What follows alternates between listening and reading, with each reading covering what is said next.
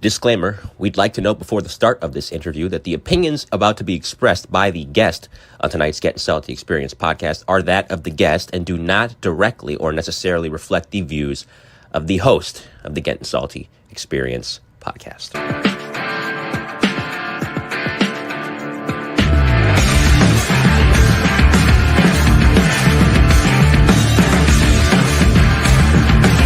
Put the fucking fire out! You're listening to the Gettin Salty Experience podcast.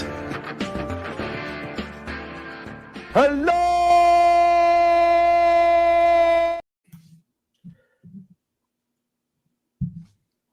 Hello and welcome back to the Gettin Salty Experience podcast. I lost my voice again, right? Fucking yum yum. Welcome back. It's the only one, Gonzo. What does it do? It brings this, what do you call it, that kitchen table thing? Crazy world of the kitchen table to you. Stories. It's good stuff. We got another one of these guys, Ruff, that started from here and went all the way through the ranks to the top dog, head honcho. He did it the right way. He did it the right way. He did it you the can right tell, way. too, when he sends all his information, right? We say it all the It's time. like 8 pages long, something like that. Yeah. Detailed, No, it's just done well. Like, it's done well. The pictures are in order, everything, you know. Yeah. The attendants, they send stuff. It's all over. No dopey finder's going to put this together. You know, I'm not. Come on. I mean, give me a break. Every chief has a great secretary, let me just tell you. Is that what it is? Even a training chief? Oh, yeah, What for about sure. a training chief? Yeah, for sure. ChatGPT is my friend lately, too. I don't even know what that is. Cheater. I gotta look That's into that. cheating. No, it polishes. You got to polish. You put your thoughts there and you just let it fix it for you. But you had to come from here, so. Oh, I see. What do you mean? What do you polish it? We got some good fire stories because he's been in some busy places too. So I'm sure he'll. What? He's not listening to us. No. Who? What do you He's want? talking about something I don't know what it's about. ChatGPT. What is that? Oh, it's the AI software. It polishes. If you have a paragraph, What does that mean? It polishes it. What does that mean? If you write something it in fine it, tunes it. You can give it a bunch of shit and say, "Hey, write me a paragraph or write me a 3-page paper for this," and you go through it. And isn't that and you cheating? click. That is, but it gives you an idea. It can give you foundations. AI is crazy.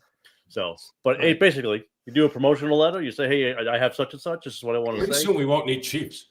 No, you won't. No, you No. can just sit there and put AI in it. Especially training chiefs. Who the hell's going to be a training chief? No, You know what I mean? Well, Definitely especially need- if you're 43rd.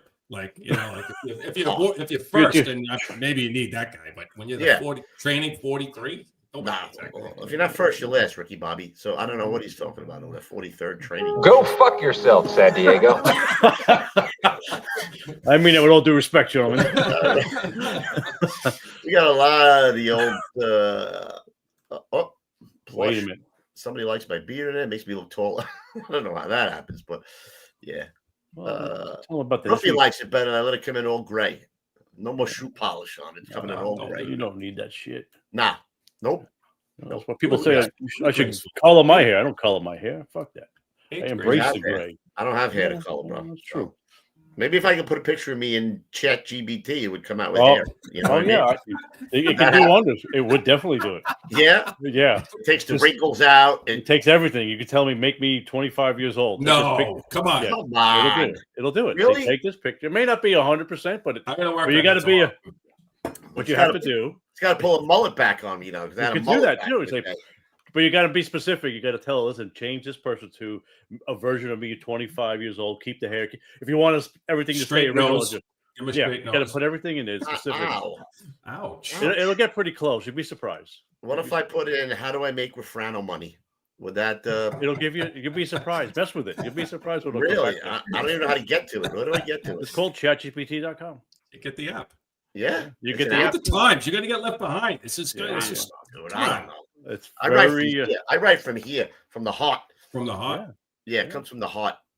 That's why it takes me 3 times longer. I'm gonna go on chat tomorrow and say, write me a fire story from the heart. There you go. Yeah, give it a little bit of foundation. How many chapters? Give me 10 chapters. Oh, it'll do it. Fire from the heart. It's gonna come out like garbage. That's what I say. Garbage. What is this garbage? All right, come on, let's move on. Quick, yeah, let's go. Chief's like he's getting impatient. I can see him back. Yeah. No, he's laughing. He's good. All right, so let's. You want to do what you want to do with the membership? We want to know. Yeah, we just have our membership. Well, how many members we got now, Ruff? There's quite a few in the 115, I believe. Woo! Keep going, boys. Yeah, keep on going.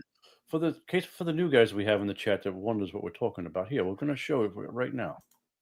Looking to take your love for the fire service to the next level? Then join the Gettin Salty Experience YouTube Premium Membership Club, where the stories burn hotter and the history runs deeper. As a member, you'll unlock exclusive content you won't find anywhere else, from History with Hashhagen, where you dive into legendary FDNY fires and the men who fought them, to feature-length documentaries spotlighting the rich and gritty history of the FDNY, told the way only Gettin Salty can. You'll also get early access to special interviews, behind-the-scenes content, and members-only perks designed with our most loyal followers in mind. Joining is easy. Just hit that join button right in our YouTube channel and become part of the Brotherhood. Support the show, celebrate the job, get and stay salty. What does this mean? Long live the beef. He didn't kick the bucket, did he? I just talked to him 2 days ago. I finally picked up the phone. I talked to him. Oh God, I hope not. I don't know what does that mean there? Urban interface living. Oh man, let's see.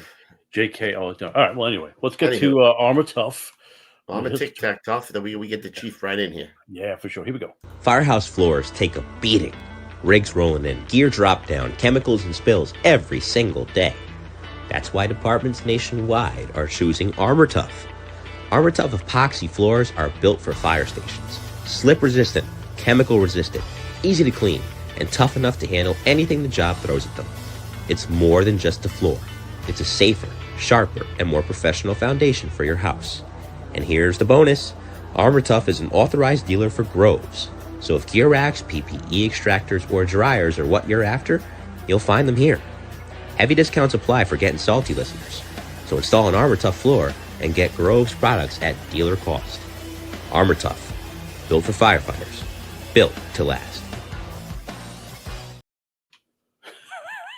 Heavy discounts. I love that. Heavy. It is heavy. All right, so listen. Here's a little something for you. I'm going to show you a little something here. Actually, it didn't come up yet. I will go to it. You do what you got to do, and at some point, I'm going to show you a little something, maybe before the show ends. Yeah? Now you got my interest peaked. You got to hurry up because somebody's losing his patience. Okay. Somebody's losing his patience I don't want in the to, chat. Here it is. Here it is. I like it. I mean, we had 13,000 eyeballs on the rescue documentary, right? As De Niro says, it's a little taste. I'm Mother's name. Didn't I tell you that? I love that.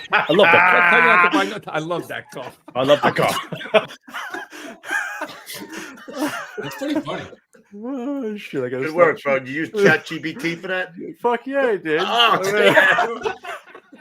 right, why does my face get? Come on, move on. Let's go. All right, come on, get the chief in. All right, hold on a second here. I got to get rid of this fucking thing. It doesn't want to leave. ChatGPT's giving me a hard time. Okay. You fucked up the whole show. No.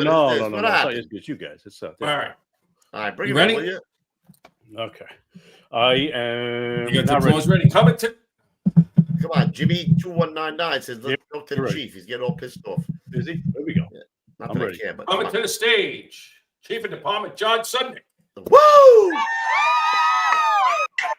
Hey, how you doing? Oh, the girls love you. The ladies love you. Yeah, they can't. Okay. Let's not been a long time since I heard that kind of acknowledgement. You and me both. All right, let's get patriotic. Then we're going to dive right in to Chief Sudnik with a K, not a CK, Ruff. Yeah, that was. I don't know what happened with that damn stream. Here we go. What happened? I pledge allegiance to the flag of the United States of America and to the republic for which it stands, one nation, under God, indivisible, with liberty and justice for all.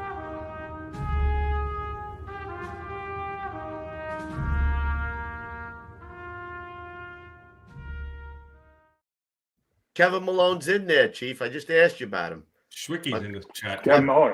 My buddy Kevin Malone, Mahoney, rather. Oh, that's Kevin Malone. Malone. I thought it was Mahoney. It's okay. What would you rather have, Chief? $1 million or Schwicky's head full of nickels.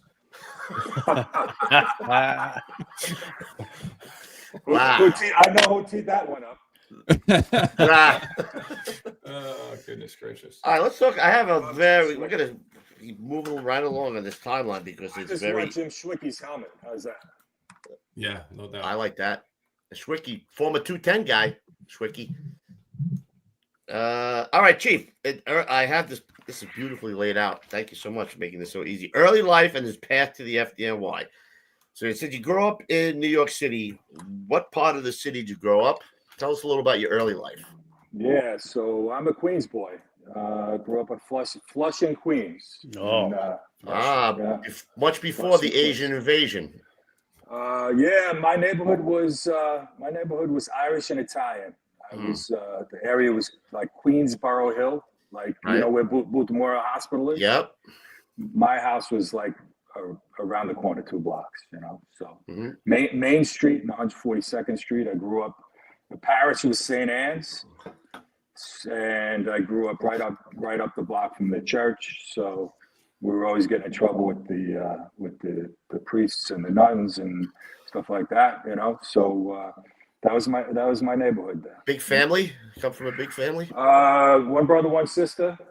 Actually, the house I grew up in, my mom grew up in that house. So it was the only house on the block when my grandfather built it. It was in my family from 1934 until my parents moved out in 1999. Wow, that's cool. Wow. So yeah, great neighborhood. You know, you go out at night. It was safe. You know. Yeah. Just come home when it's dark and just Your parents didn't know where you were. Yeah. There no trackers, no phone trackers. You came home for dinner and you went back out. And That's exactly right. Yeah. That's what growing up was like, man. That was the shit. 5 o'clock on the button, had to be home for dinner, and then after that, you had to be home 10 o'clock on the button. That was it when we were kids. Yeah. And went to high school, St. Francis Prep. Wow, he's a preppy, rough. We went to King. Yeah. We went to Christ the King, so we were a little. Okay. Yeah. I gotcha. So what did you do when you graduated high school? You went to college, correct? Yep. You know where you went, Roof? Baruch. We went to Baruch as well. I know. He knew it already. See? I know it. I watch you guys. I pay attention. Come on. He's chief of department, for Christ's sake. Finance? Did you go for finance? What'd you go for? Finance and economics. Yeah. That's it. Mm-hmm. The chapter. You guys must have. Oh, I can't forget this. You guys working together with your finances and stuff like that. You and Louie is what I was talking about here. Mm-hmm. Yeah. No, it was good. Before I got to college, that's when I guess I got the application to get on the job. Like all my friends were taking the tests, from the neighborhood. They were taking all the tests when we were like 18, 19 years old. And cops, fire, sanitation, local 3. Some guys were looking to try to get into local 3. And the only test that I took was the fire department. So good friend of mine, I used to play roller hockey, so in the schoolyard, and we played in a Queens league there too. And his dad was a lieutenant in 138 truck. His name was Tom Halloran. My friend was Jimmy Halloran, and he talked a lot about the job and got me an application. I started working out in their garage, getting ready for the physical, and then I took the physical in 1981. And that was it. And, did my thing, worked in Tony's Corner Deli for while I was going to college, and Sliced the meat. Yeah. So the boar's head. The boar's head. Yeah. And I graduated in June of 85. It took me 5 years to get out because I changed my major twice. So, but anyway. Did Jimmy Halloran get on the job? No, he didn't. I don't know. Crazy. I know. He was, and he should have been. The guy was, phenomenal athlete. And I don't know why he never got on, but his dad was very well respected. his dad was a fireman in 26 truck when they had the 2 sections, so actually I know that name. so he was actually, I thought he was my hook when I got, when I was supposed to get out of Proby school, I thought I was going to 58 engine, so but I'll get to that in a little bit. So Chief, you really had no idea about the job, really? No, I didn't. I'm first generation, and I'm proud of that because a lot of guys they go Went to the top. Yeah. So I mean, not only that, first generation, first generation all the way to the top. Yep. Yeah. No, anybody who comes after that, they got big shoes to fill, bro. Yeah. Well, I think it's going to stop with me because my daughter is. I only got one kid, and I'll talk about her a little bit. But she just graduated college and she's on her way economics major too. And she's in Boston and she's crushing it up there. So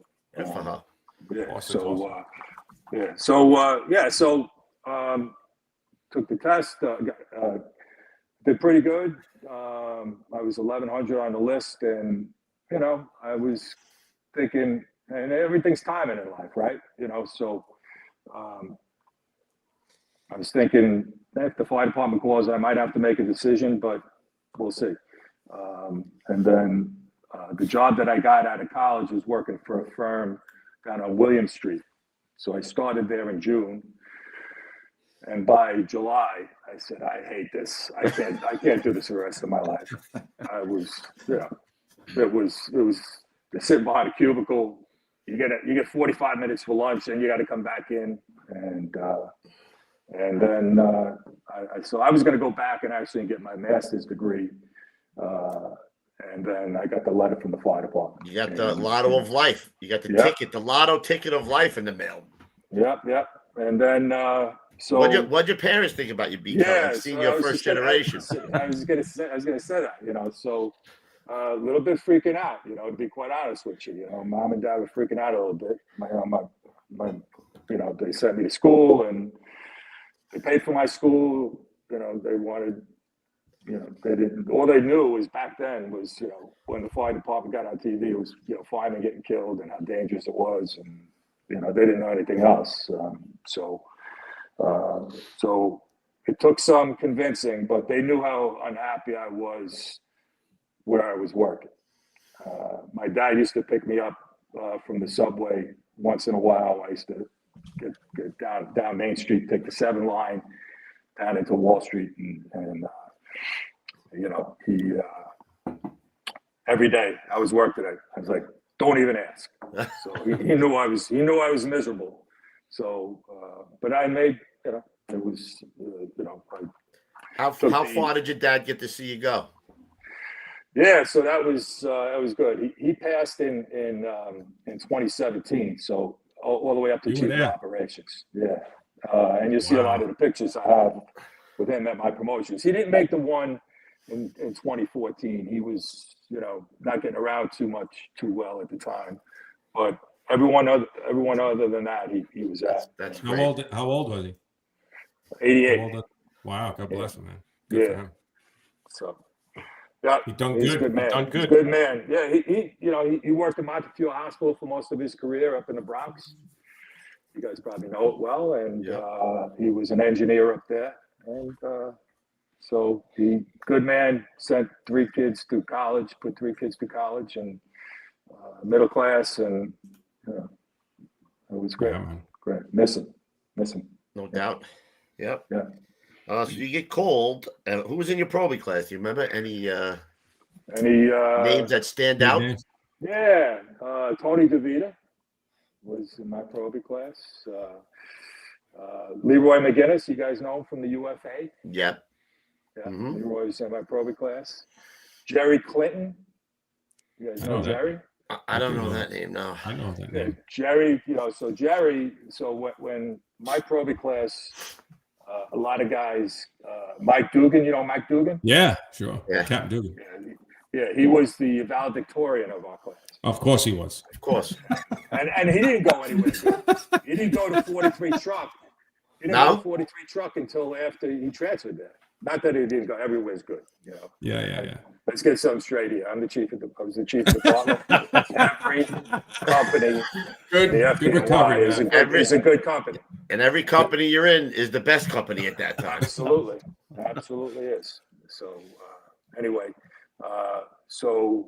and Jerry Clinton, his dad was a staff chief at the time, so that's how he got so he got to 290, and I think he was at that time they would kill him the overtime.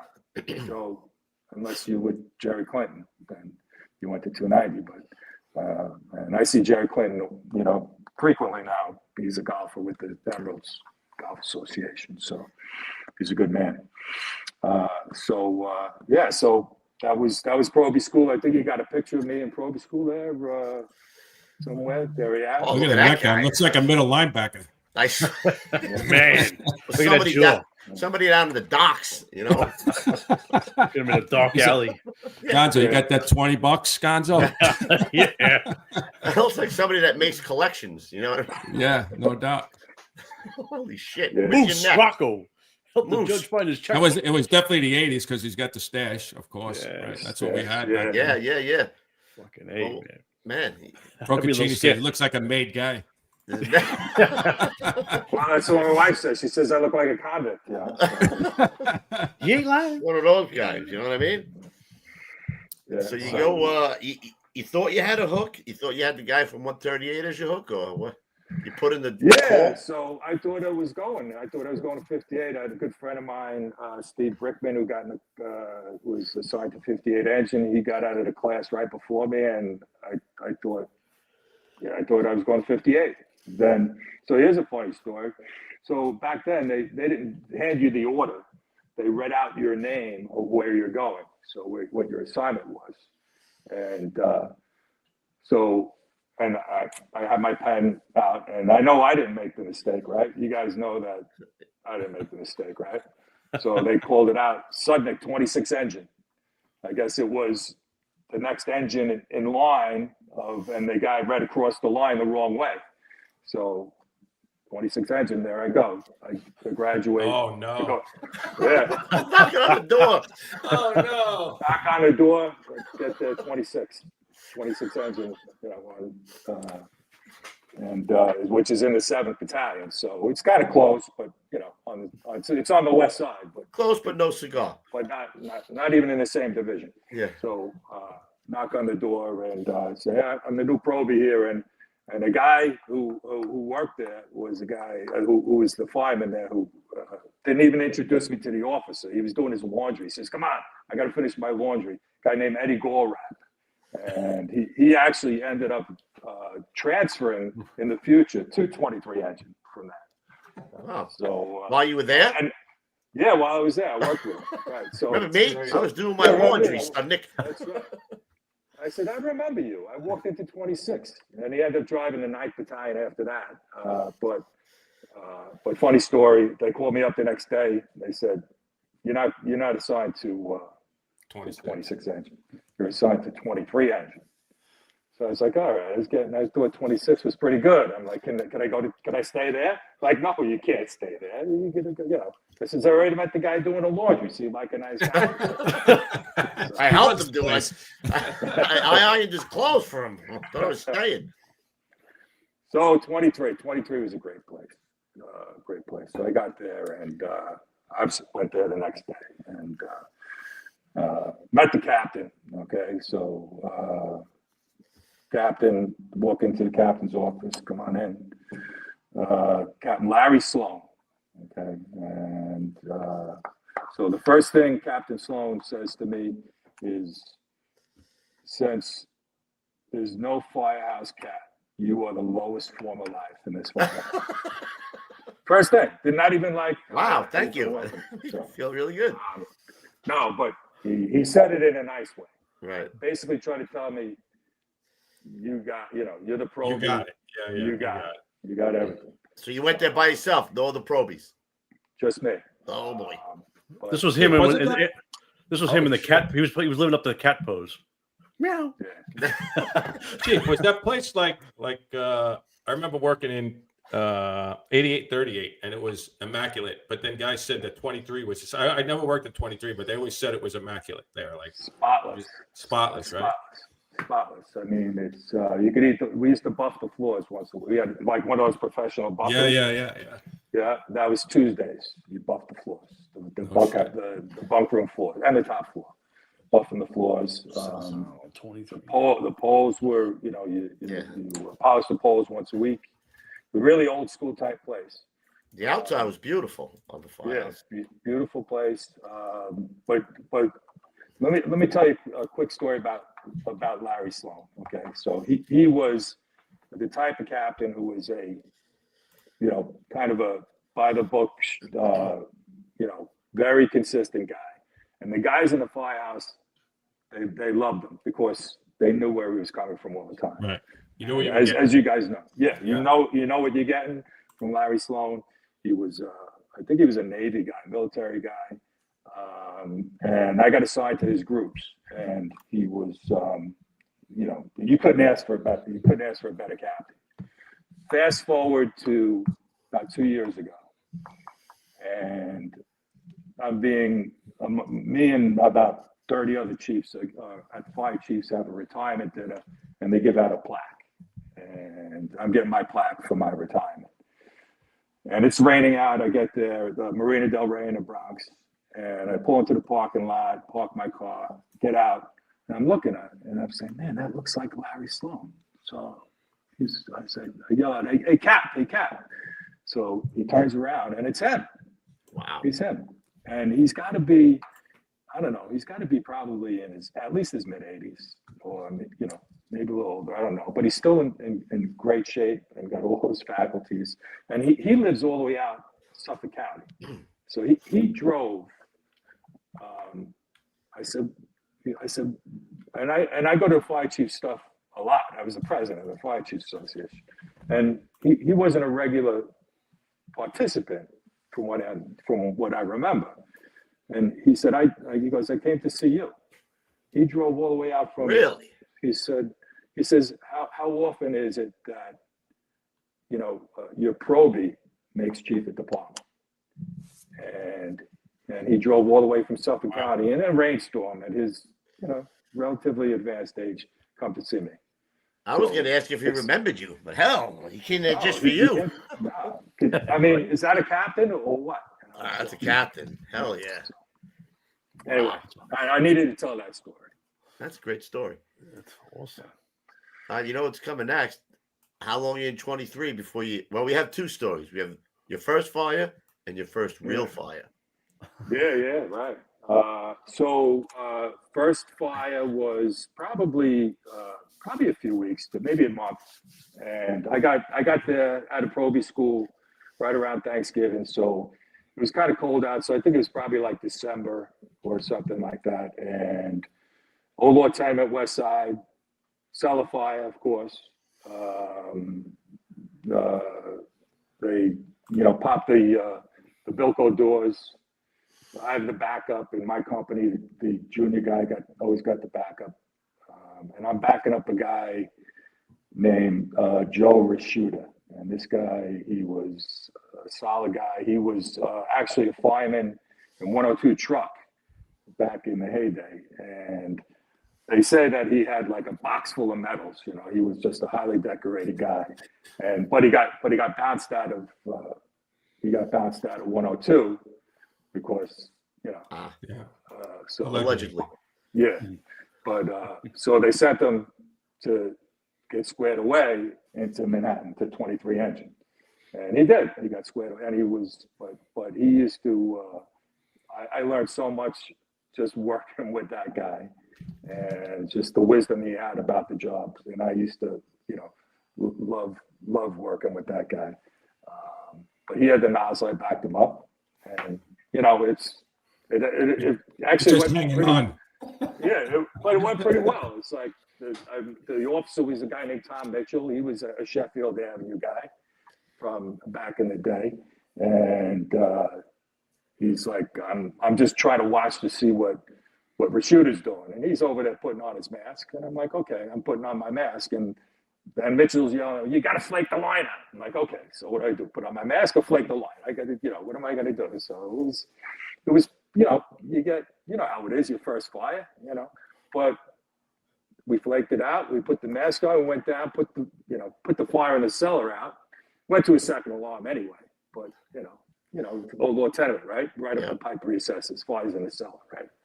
And but I thought I did a pretty good job, and they thought so too.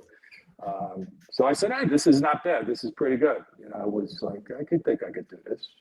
If you think this is still good, and when you go into a cellar fire, that's pretty good. Yeah. Now, triple sub cellar, I don't know, but the cellar fire you can handle. Yeah. Well, just wait it. Just hold on to that thought for a second. Right? There it is. This one was easy. So the next one is the real good flyer. And that happened probably a couple months later. It was probably after the first of the year. So I remember the address, 1650 Broadway. It was a high-rise building. All right. It was in the building was remember the musical Cats? Yeah. Oh yeah. Forever. It was there forever, right? Yeah. It was in that building, and it was in the subcell. Right. Ooh. So Louis' favorite. So chills. I remember, so Sloan was the officer. So we hand stretched 2.5 off the back step, off the rig, and we're going. I remember the nozzle man was a guy named Dickie Lutz, senior guy, and I remember the backup guy. I had the backup. The door was a guy named Paul Lopano. Jimmy Jose was the control guy. I remember the crew from there, and next thing you know, we're stretching, we're going down, and you feel the heat. You got thick black smoke. You don't see any fire. So we going. There's the 4th Infantry team. I guess it was 4 truck because it was off Broadway there. So they popped the door. We went in, black smoke. Just keep pushing in. You can't. And then it got to the point. It got so hot. He just said, "Listen, just open it up." And it was the Dickie lot. So open it up, move in. And just kept pushing them in. And we just kept operating in this one room. It was a bunch of, what it was? It was a lot of films and things like that was stored in a storage room down there. So it was like, thick black. Black, yucky, toxic smoke. The stuff that I'm glad it wasn't my first fire. You know what I mean? That I went to. But so he operated for a while. And Dick Lutz was like my dad's age. He's like 23 Engine was a very senior place, right? They had half the company had over 20 years on the job, and half of those guys had about 30. Wow. So, and then the other half were guys who had 10, 12, 4, 5, so it was a very senior place, 25 full roster, 25 guys. And, so he's like, I need to take a blow. So I'm like, oh, great. I get to take the nozzle now. So I get the nozzle now. I'm operating it, and I'm figuring somebody's going to come up and back me up. There's nobody's there. It's just me and Sloan now, and he's backing me up, and we're operating there, waiting. Fiber alert goes off. And back then it was, I don't even think we had the 45-minute cylinders back then. I think they were just in 85, I think they were just the 20-minute cylinders. So just operated, fiber alerts going off, and right, what's the number on it? 6 minutes, I think we said. It was like, yeah, the old ones with 11. Yep, it was less than it was a tic tac that thing on your back. Yeah. So it's going off for a few minutes, and I'm wondering when, and I'm still probing, right? So I'm waiting for the captain to say, at least call for relief, from so he gets on the radio and he calls for relief. It says, we're running out of air down here. We got to, we need relief. And we waited. It seemed like, okay, I'll just keep operating. Finally, he says, you know what? He goes, let's back it out. Let's back it out. Don't shut it down. Let's back it out to the door. And that's what we did. And then another company came down. I don't know who it was. And now I had to get out. I'm like, I have a minute left, I think. Following the hose. Follow the hose out. And and we're in the subcellar still. So it's gonna take a while to get back up there. The hose is flaked out in the subcellar. So I'm just following it out, and then I hear somebody tap me on the shoulder and said, "No, you're going the wrong way. Go this way." Grabbed me and pointed me to the stick. Wow. And that guy, it ended up being 54 engine. They were our relief, and it was a guy from 54 engine who did that. He actually, believe it or not, and I hate to say this, but he ended up getting a medal for it. Probably, I don't know who else he helped out of the building. He helped a couple guys out of the building, but yeah, it was that was the first real good job. Well, you could see how when the line's curled up, like flaked out, you could come off there. You could be anywhere down there, right? I mean, and once you're out, once you run out, you run out. Hell yeah. I mean, if you think about the small bottles, we take it for granted now because I've had the bottles, the bigger bottles for all this time. And then when we went to SOC, we had bigger bottles, but it was just like that bottle for 6 minutes. Like it takes you 3-4 minutes to get down the stairs, for God's sakes. By the time you get there, you already got a subcellar. Longer than that. Yeah, and we were taking hits before we were waiting for the door to be forced. So because we knew we were going to need it, down there. So we were just, right. You would cheat to get down there, right? Exactly. So but once they popped the door, it was then it was on. But yeah, look at, and you get in the fireproof building, they're tough, man, tough fires. It's like an oven. Yeah, I mean it's almost like in the fires that we used to go to in 23. A lot of it, I would say, I mean, when we used to go west, it was non-fireproof, and so that was the fires that you wanted to go to. Yeah. But everything else, even duct fires and things like everything is commercial buildings as you stretch in 2.5. It's like everything's 2.5, and so it's almost like you can't. When you got a chance to stretch 1 3/4, you felt like you were operating a garden hose. You know what I'm saying? It was right when you do it 2.5. Oh yeah. Oh my God. And then going down 5 flights of stairs. Hell yeah. Man. Everybody makes fun, but that's and, what and you even, get even the big balls when you go there. Even standpipe operations, it's like, it's all right. It's work, but once in a while you just want to, get some good, get some non-fireproof work. So, but that was the first, real good fire, and but it was a great place. It's.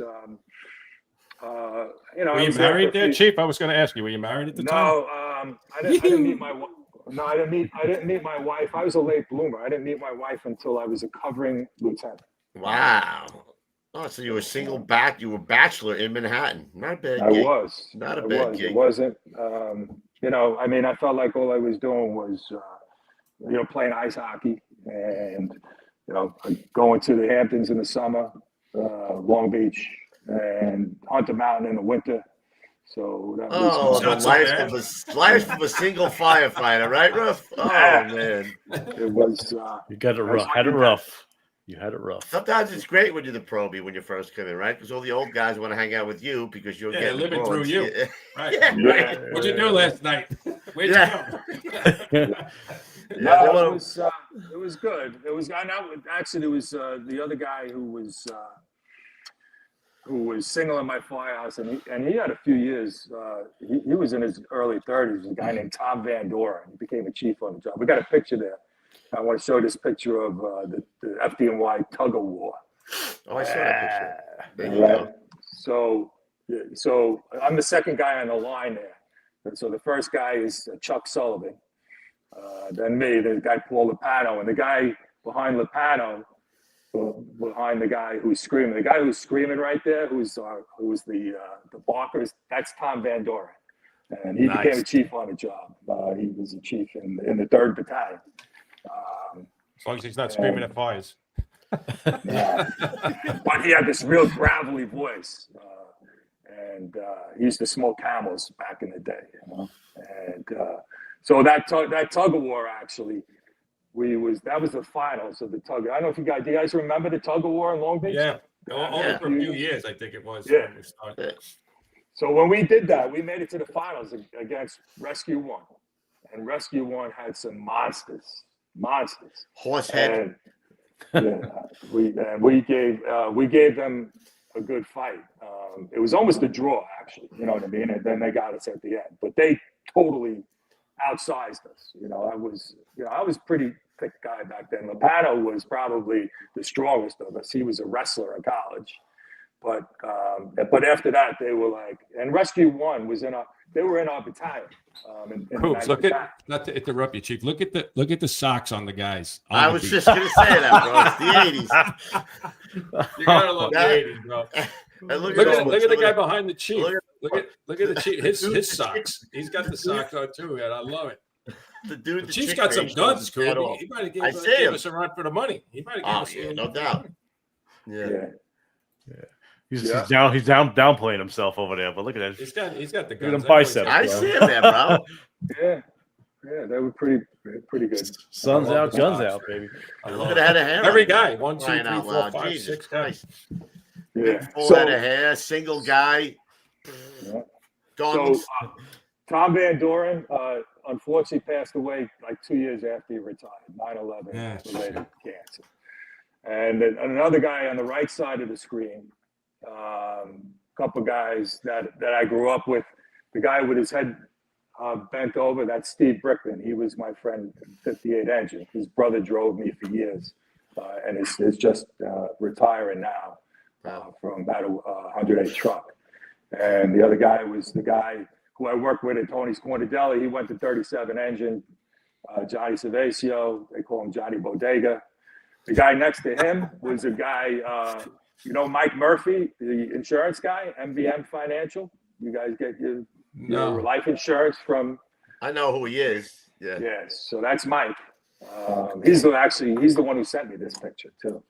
So, but yeah. So that was my 23 engine. Nice. My 23 engine days. That's awesome. So I was there a few years. Started studying. Played on a hockey team for a couple of years. Started studying, and there's some pictures. Actually, that's if you see me, I'm in the back row there. Yeah, Pat Cleary, right?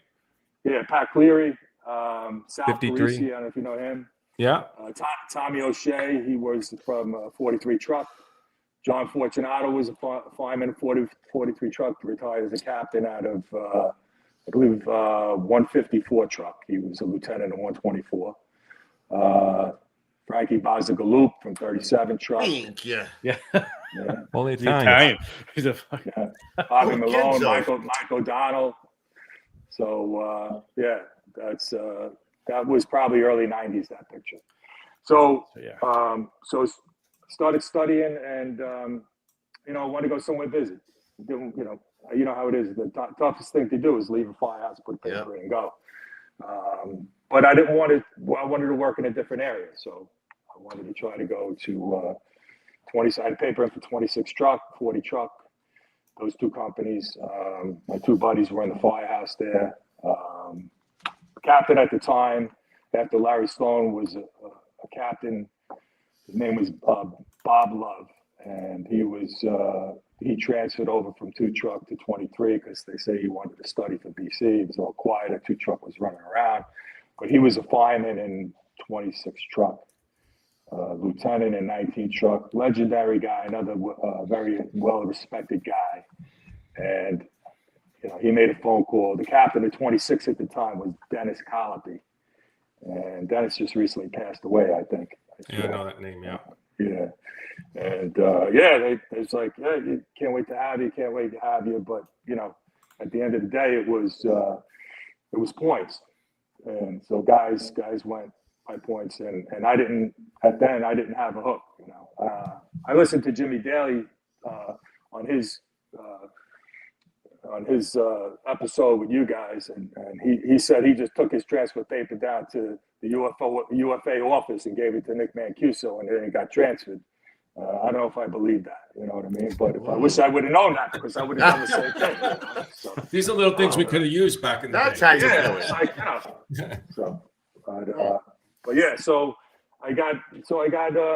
So I was there for about 8 years and did well on the lieutenant's test. I was in a study group with Mike Rositas, who was a captain, 23 engine. He was the captain of the hockey team at the time.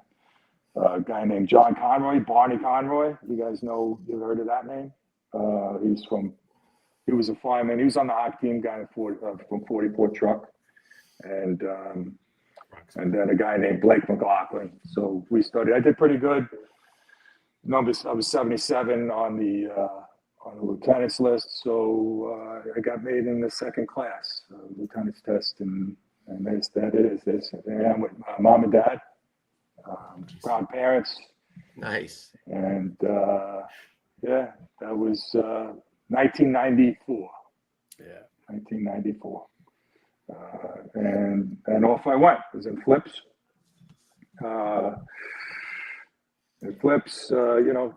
Put your CD31 in, and that's your wish list, right? So I wasn't really sure where I wanted to go, but I heard some good things about Brooklyn. So I put in for 5 battalions from the 15th Division, and then I put in the 5-7 Battalion from the 11th as my 6th choice. And bingo, I went to the 11th Division, went to 5-7. I went to the 5-7 as well. Yeah. So, but it was good. It was good. It was for me, it was a good experience. But back then, the division commander was Phil Burns. And the aide there was, his right-hand man was an aide, Eddie Cooper. And he was a fireman from 105. And Eddie did all the assignments, all the vacations, all the UFO spots and stuff like that. So, new kid on the block.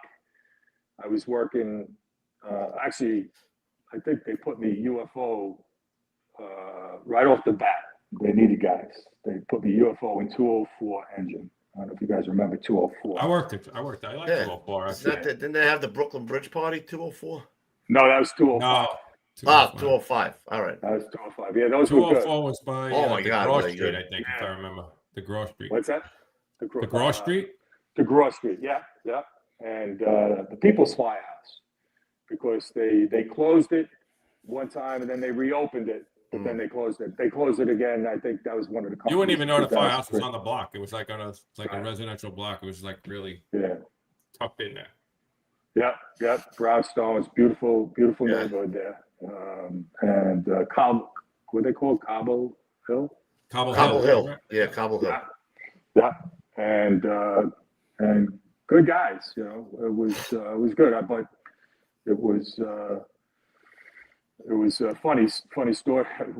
I walked in the firehouse my first day as a covering lieutenant, and I was my girlfriend at the time had a cat, right? And I think we moved in together at the time. Not my wife now, but my girlfriend before her. And so my buddy Steve, who was from 58 Engine, we lived in Long Beach, and we're in an apartment building, and he had a Rottweiler, and so he comes knocking down. He comes downstairs. He's on the 8th floor. I'm on the 5th floor. Knocks on the door, and the Rottweiler comes in. And we had my girlfriend at the time had a cat. So I'm like, I said the Rottweiler is gonna destroy this cat, and then that's gonna be the end of me. So I pick up the cat. The cat still had the claws. Took a chunk out of my nose. Oh my God! Sliced my nose open, and did the same thing to the dog, and left like claws in the Rottweiler. The Rottweiler goes like scurrying away. Just like that. Just like that. Was that the chief or the Rottweiler? I'll be crying too if the fucking thing took it. I would get a chunk out of my nose. Chunk out of my mouth. So and I'm working a night tour. My first night tour in 204 engine. Oh my God! With a chunk out your nose. So I can't tap out. I can't go to the hospital and get stitches. I certainly can't go to a plastic surgeon, right? So I just like put a Band-Aid on my nose, like glue it back on with a Band-Aid, and I go into work. And I have to tell this story. It's my first tour as, hey guys, as a lieutenant. You never believe what happened to me on the way here. So I still got the. No, it was a big guy. I was going to say you probably could have got stitches. Oh, that's what the cat did. That's what I'm saying. The cat came. So, That's what it sounded like. I bet. But Sorry, anyway, Chief, that's the Cat story. Yeah. So 204 was good. We went to some fires. Not a lot, but if you're in a place long enough, you're going to go to a fire. We had a good fire once. Probably the best fire I had when I was there was ERS no contact, middle of the night, 2 o'clock in the morning down. If you know like that area there in the 3-2 Battalion, there's some commercial buildings down there. So it was one of the commercial, like a 1-story warehouse, huge warehouse, probably took up half the block, right? And we pull up and there's some smoke. The roll down gates are actually open like halfway. So get out of the rig, and next thing the place is roaring. Well, just with stock, it's burning. So 1075. How'd you do on the 1075, Chief? How'd you do? We did good. We did good. It was giving it. It was good. Any hesitation? No. Came right out. Man, no, it was good. I don't think it was my first 1075. Oh, all right. But it might have been actually. It went to the flight went to like a third alarm. So it was a good flight. We operated 2.5 again, so I made the right call on the line. You can't take an inch of the quarter into that. So we operated 2.5 until we got relieved. Right. So, but there's just so much. It was outside operation. As Bizel says all the time, we didn't do so good there. Yeah, we did. That's right. It's probably had a lot of parking lots. Yeah. Did you work at 210 at all? Just not a UFO spot, but right. But I did work through there. Yeah, it was a good firehouse. I did. But after that, I went to 202 engine for a UFO spot, and that was pretty good too. Again, the battalion was in quarters there, so. But I met some pretty, like Mike Cucurula. Do you remember Mike Cucurula? Mm-hmm. Yeah. Mike was UFO in the truck. Actually, Jimmy Hodgins was the staff chief. He was the captain of the engine there at the time. Wow. So, right? Was it Cat? Tony Cat? Tony Cat, yeah. Tony Cat. Good. He was good there cook. for 40 years, forever, right? Yeah, I think he was there forever. Yeah, he was one of those guys in the cookbook, So he was good. That was good. I caught some pretty good work there too. We had a fire once, and it's the thing is it's a lot of commercial. A lot of it was probably, they probably had their heyday at the time, so there wasn't a lot of occupied work there. But we had a fire in a frame. I think it was second and third floor fire, and we got in first. It was good. We did. Truck popped the door, and they could only get it like open like this much. So like, oh man, it's a frame. Probably, I think there's an attached frame on the 2 side as well, and the guy who had the nozzle was a guy named Tony Mistrelli, and I said Tony was a pretty stout guy. I'm like, there's no way he's going to get through this door because it's being blocked. So I thought we were going to have to take it off the hinges, but sure enough, he slid in there like his hips were butted. You know what I mean? He went right in and and it was just Collier's mansion, and it was like, we were just like getting, my helmet got knocked off. The chief's calling on the radio. When how you doing with the line? I'm like, I couldn't. The handy talkie was flopping all over. I couldn't even fly. It was under debris. It was one of those cluster fucks. Yes. And but eventually, we got off floor, but unfortunately, it got up to the second, third floor, and went to a second floor. But like a lot of frames do. But so that was a pretty good job there. And so they wanted to keep me down in there. So this is where I got my first had to make my first phone call, not to get a spot, but to not be assigned into a spot because they needed guys weren't put in for these spots.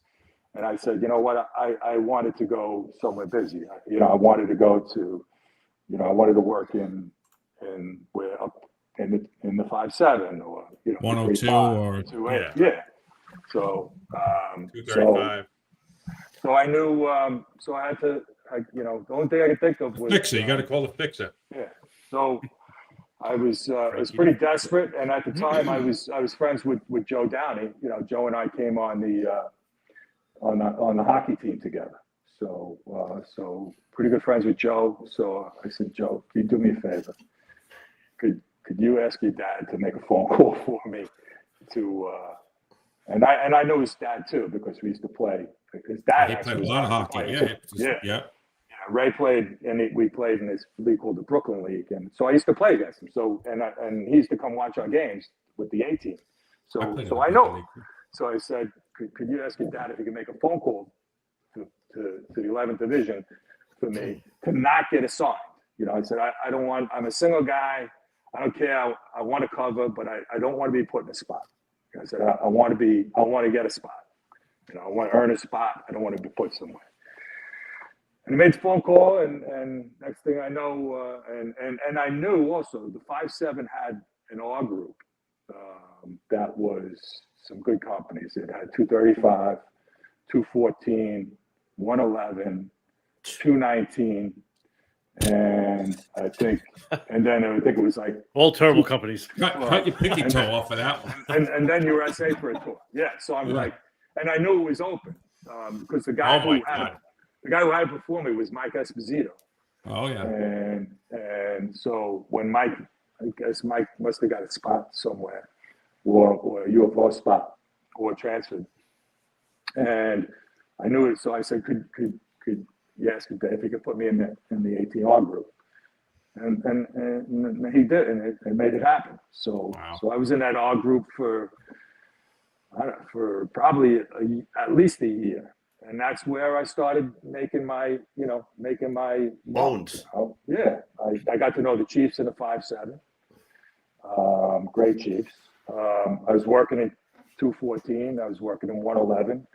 As a matter of fact, a spot opened in 214 engine, and Bobby Turner was the captain. Yeah. And he's the man. And I used to work there a lot because I was in the engine and the truck. Like the engine one night, the truck the next, and then all those guys used to ask me to work mutual. I said, if you ever need that, I said I can work. I'm single, whatever. So guys used to like Patty Kincannon used to ask me for mutuals. He had a side business. So I said, yeah, I'll work and whatever you want. So he endorsed me for the spot that was open, and.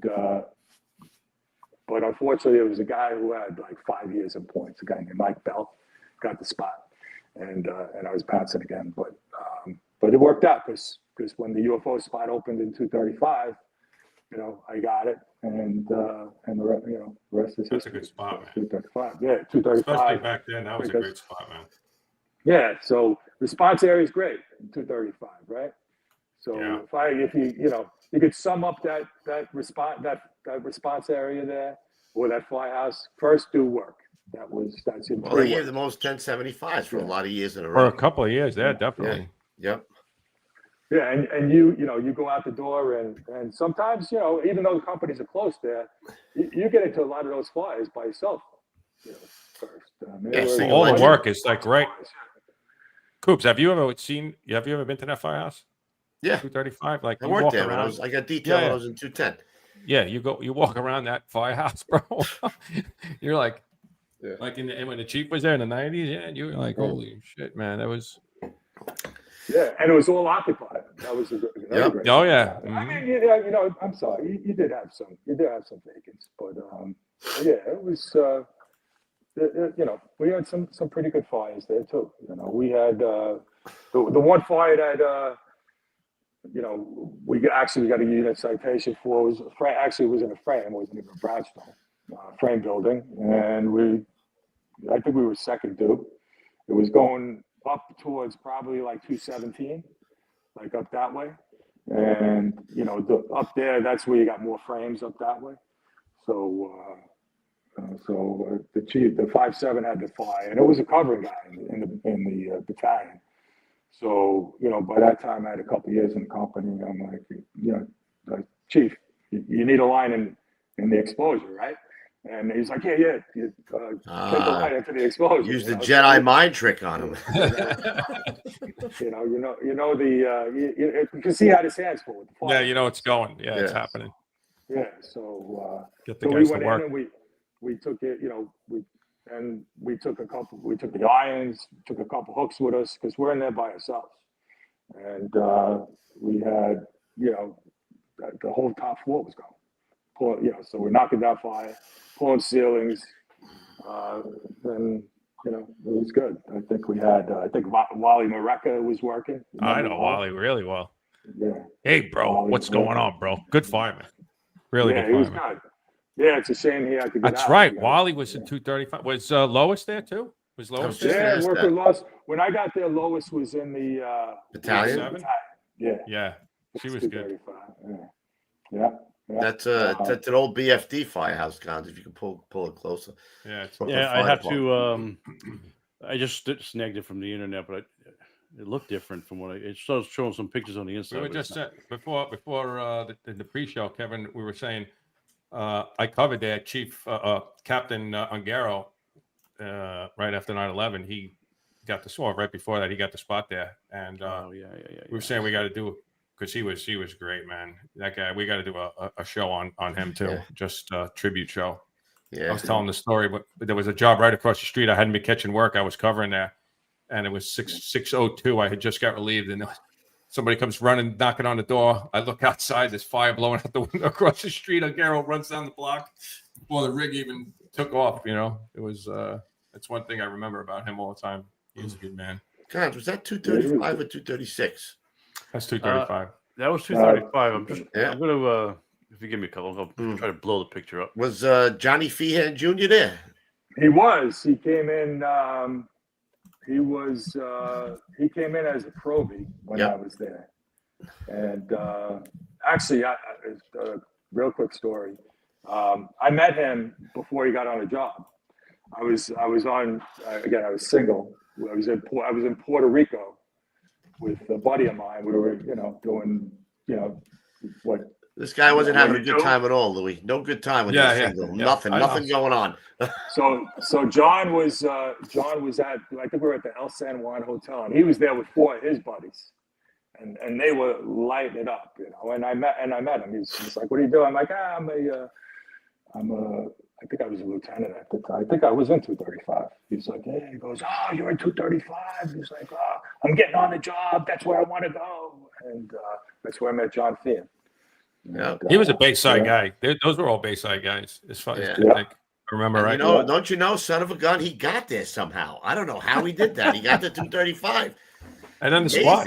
He's a chief now. I think he's a chief in the 2-8. He's a chief in the 2-8, I think. Oh, no, he might be. Is he still a battalion chief? I don't know. He might have been. He was in the 2-8. Yeah, last I remember, he was in the 2-8. Yeah, he might be a deputy, but I know. Yeah. So, so 235 is. There you go. That's it. I think I got a good picture of the boys from 235. Your Hamptons picture. Yeah, at the Bordy Barn. Yeah, where the hell is it? There you go again. This guy's having no fun there. Oh, there's my boy. Who's the guy on the right? Mahoney? Mahoney. Yeah. I know Mahoney, and of course, you know. Of course, there's 3-2 in the Carlson. 3-2 in the Carlsons. Yeah. Billy Carlson, yeah. I forgot. How did you forget about Carlson working at 235? I mean, I can't remember anything anymore. Yeah. And that's Jimmy Cashin. He had a couple brothers on the job too. And that's Steve Gregory. Maybe you know Mark Gregory too. Yeah. Right. Yeah. It's his brother Steve. Steve worked at the Bordy Barn. That's why we're out there. Ah. So, yeah. I think Mahoney's a captain now too. He might have retired. Yeah, Mahoney got promoted too. I know I ran into him in Queens somewhere when I was. He was at 325. Oh yeah. You're right. Right. I think that's the last time I probably saw him, when he was in 325, when I was in Queensboro. I don't know if he became a chief. He might have became a chief. I don't know. I sat right next to him in probie school. Yeah, good guy. Yep. Good guy. Yeah. So that was 235. Other people. A little shout out. Kevin McBride, the senior guy there. Richie Colabella. Kevin Muldoon, Jerry Morrissey was there when I was there. Mike Mulligan, Bert Doyle. Obviously Lois. Yeah. And actually, there was I don't know if you guys know Anna Skirmahorn. She was assigned to 235 for a time. Yes, I remember that name. Yeah. And then she did the rotation, and then after she rotated, she went back to to 9 truck, I think. But we had actually a good fly with her. She was like the white cloud, and she was in my group, so it was like I was getting a little pissed off about that. I mean, at first it was a little bit of a joke, but I'm like, group change. You might have so. But she was really good. She was really, really smart too. Smart woman. Wicked smart. But she really wanted to get that, get the monkey off her back, and finally did. We caught a job going down. I think it was on the other, probably like Pacific, on the other side of Atlantic. And we had like 3 rooms of fire. Billy Carlson had the nozzle and she had the backup, and she was right there the whole time. And she did a great job. Great job. So, everybody says the same about Lois. She was great on the job too. Yeah, she was. Unfortunately, like I said, she was upstairs by the time I got there. Right. But, we always heard great stories about her. And it was. That was around. Let's see. I got there in '96. Hold on, I got it right here. Yep. Yeah, I met my future wife, my current wife.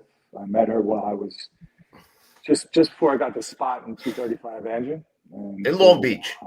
Where'd you meet her? Met her in Long Beach. Yeah, Long Beach. Met her at where else? Backyard barbecue. A good friend of mine was dating her, one of her good friends, her best friend, and a couple mudslides. Mudslides. Couple of mudslides. He's like, look at my bicep, baby. Mudslides and a walk on a boardwalk. Long Island Ice Tea. Long Island Ice Tea. Yeah, man. You had her at hello. That was it. What's the one at Fire Island? What's not to like? What's not to love? She's only human, for crying out loud. I mean, I live in Long Beach. Which way's the bathroom? It's that way. Oh, it's that way. Bam. Don't you know I'm on the hockey team? I'm a fireman on the hockey team.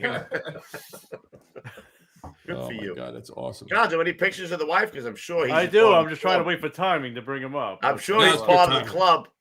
All right, I'll tell you what. I'll bring you up this one. But it's a little late, but he's part of the club. Yep, the I Married Up Club. Well, were you there, Chief? That was the big kahuna there? Oh, 5 stars. Yeah, there you go. Yeah, that was promotion to COD. Yeah, it was 2019, I think. Yeah, they don't want to jump the gun. You see what we did there? Mm-hmm. I see. She's tiny, short. Yeah, she's tiny. Tall guy too. She's also 9 years younger than me. So. Good for you. He knows how to do it. And she still looks the same as when I met her. She does. So they used to when she used to call the firehouse. There's a guy who used to drive. He was my chauffeur, Mike Ramos, and he'd answer the phone, and he'd get on he'd say, "Hey, Lou, your daughter's on the phone." My girl. Good for you. Good for you. Well, let me just really quick. Best thing that ever happened to me. That's my daughter. Yeah, so I was going to say there's your daughter. Oh, you know what you say, right, Roof? Because she really does. Looks like your wife. Yeah. Thank God. Right? Thank God she looks like a mother. She got my wife's brains too, by the way. So. Oh, good. Well, you did say that, right? Yeah. She just got a master's. No, she just A bachelor's. She just graduated. Oh, okay. So. Very nice. Some tells me that's that's at the parade, St. Patrick's Day parade. I'm just going to go on a limb here. It is. Yeah, it is. That was 20. That had to be 2019 because 2020 the parade was canceled. Right? Oh, right. Because of COVID, right? You do look like you lost weight. You said how much weight did you lose since you retired? 20 pounds. Yeah, I'm gonna say. So it was like 215, 213. Now I'm like 193. He's at his fighting weight now, Lou. He's at his fighting weight, man. No, come here. We ain't putting him on the rope anymore. That's for sure. I think he's gonna start up hockey again. He feels so good with that 20 basketball. Nah. I had too much work done on this. Yeah. Yes. Nobody cares about hockey. That includes everyone. Sorry. I was waiting for you to play it all night, bro. I didn't want to. All right, Coops. We got hour 10 in, and we're still. All right. We got to go to captain. Yeah, we got to move it. Yeah. Sorry. All right. So, I mean, promoted captain. Yeah. 99 promoted to captain. Side 2 again. No weight at this point. No weight. 8th division. Wanted to go to the 15th and went to the 8th, which was all right. So did my thing there, worked in some good companies. They tried to do their best to keep me on the Brooklyn side. So, I like Coney Island there. A couple good places. 166 truck, 318. I spent some time there. And it was good. But I wanted to be closer to home, and I wanted to live in Long Beach. And I wanted to be in the 15th. So I had an opportunity. Steve Garrity was a friend of mine. He lived right around the corner from my mom and dad in Rockville Center. My parents moved to Rockville Center in '99 from Flushing. And Steve right around the corner. And so I used to see him all the time. I used to be there cutting the grass. So he asked me, they were working on this thing they're coming up down in headquarters, 2 in and 2 out, the OSHA respiratory standard. Are you interested? And he said, it might be a way for you to get to the 15th. Do a little wiggle. I said, I'm in. So I worked on that project for probably a good 6-8 months. Did a good job. The changes in the books that talk about, teaming up with another member. I remember that when that came out, man. It was big when it came out. Very, very confusing, right? But I was the architect of that, because we had to comply, with the standard. And so when my detail was done, the bosses at the time, and I got to know them a little bit. The chief of department was Pete Gansey, and the chief of operations was Dan Nigro. And Steve knew him more than I did. But they like, where do you want to go? I said, well, it's the 15th division. They said, well, do you want a spot, UFO spot? If there's one open, I said, I'd love a UFO spot. So there were a couple spots open, and 290 was one of them. So I said, what about 290? And I forget what the other company was that was open, but it was a good company. And so Gansey said to me, you really want to go to 290? I'm like, yeah, I want to go to 290. I was going to say, nobody wants to go there. I was like, so I'm like, yeah, I want to go to 290. I said, I want to be busy. And my dad actually grew up in East New York. He grew up on Barbie Street between Livonia and Dumont. So he said he used to play stickball. Oh my God! On Sheffield Avenue. That's when he crazy. Was a kid. So I had a little bit of that kind of, connection with it, and unfortunately, I think there was a guy. I think they were gonna put Danny Martiniche in there, UFO, because Danny was good friends with John Iavolo. John was in the 4-4, but I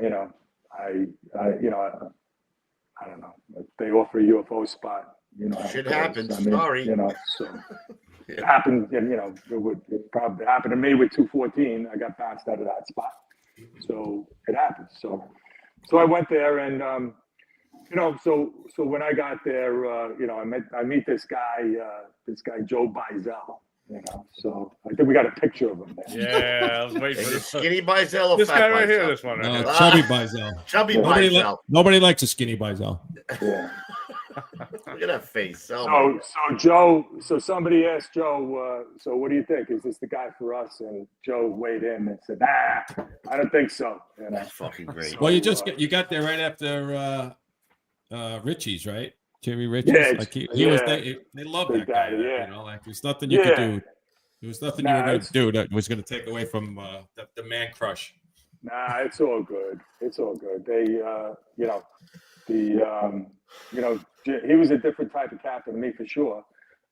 But listen, I think we did some good business there, and I wasn't there very long actually, before we moved on. But Joe was your chauffeur? Joe was my chauffeur.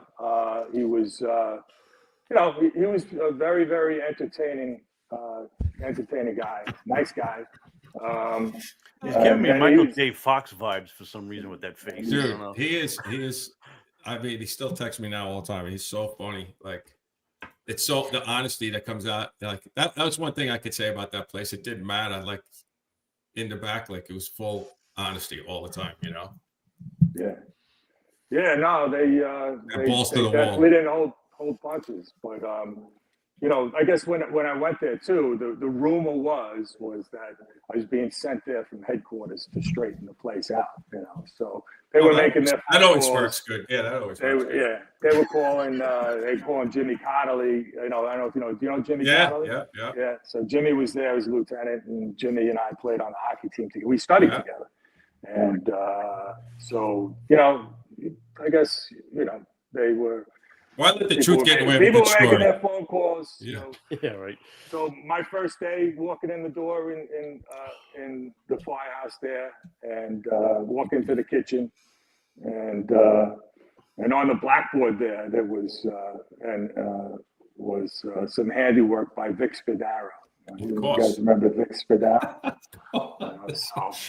So they had on the board there like Sudnik before 290, and they had me like a rising star. Yeah. Oh, that's Bizell. Like, that's his patent thing. Like a rising star. And then after 290, they had it going straight down. So. That's his patented graph. He does the graph. Frano, 117, 288, Lieutenant, fucking 290. Crash right into the crash and burn.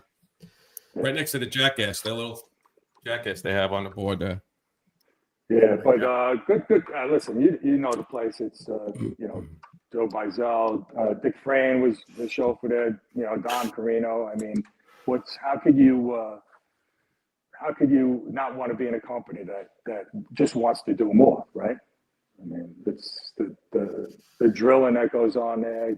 Talk about leadership it's just the work ethic. If you really try to summarize that place, it's all about the work ethic. It's they don't want to get caught short, right? So what do?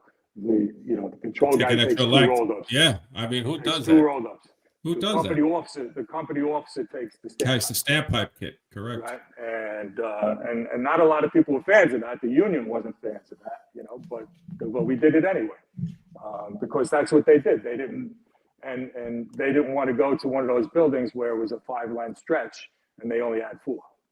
So how could you not want to work in a company like that? I always felt like it was a bizarre world, Chief. Like everything that I saw was like, again, they were aggressive and, you could say what you want, but the guys, I always felt like guys were complaining about us, but we were, in my view, it was always doing extra stuff. Like it was, we raced out the firehouse, but if that was the worst thing, then that was the worst thing. You know what I mean? It's at the time, you know what I mean? That's what you did.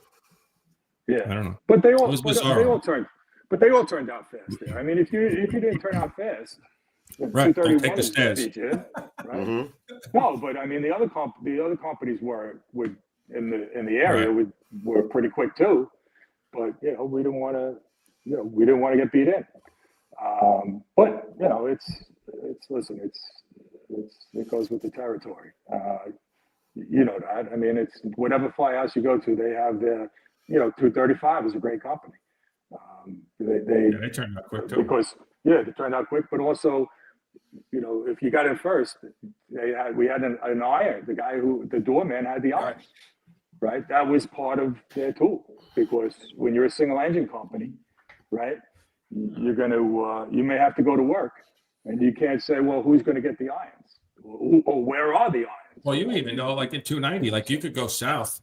By the time the truck shuts the door, you're already blocks ahead. Oh, yeah. You could be by yourself, and it's such a huge area too. Like for Brooklyn, that like 235 is 10 by 10. 290 and 103, the area is tremendous for Brooklyn. You know what I mean? Going all the way south, you go down to Left Rack. Starrett, Starrett City. Yeah, you go down there, and absolutely. So, so that was, you do a lot of running there, but you're going to get your work. You're always going to get your work. So, but great guys in the fire, and then the truck too. I mean, I had the pleasure of, I shouldn't say the pleasure, the honor of working with Timmy Stackpole when he was in 103. I was working the tour that he came back to the firehouse after he got cleared to, after he got burnt at Atlantic Avenue. And that was a great time, So the company officers there, Richie Dumig, unbelievable. Mike Carbone, Mike Donovan. Oh my God, Carbone is like he's like Elvis Presley, man. The guy, everybody loves him. I'm trying to get him on the show, but I don't think it's gonna happen. Yeah, he's I mean, just solid guys, and all company guys. Everybody was all in. So my only regret there was that I didn't get to spend a lot of time. It was a couple,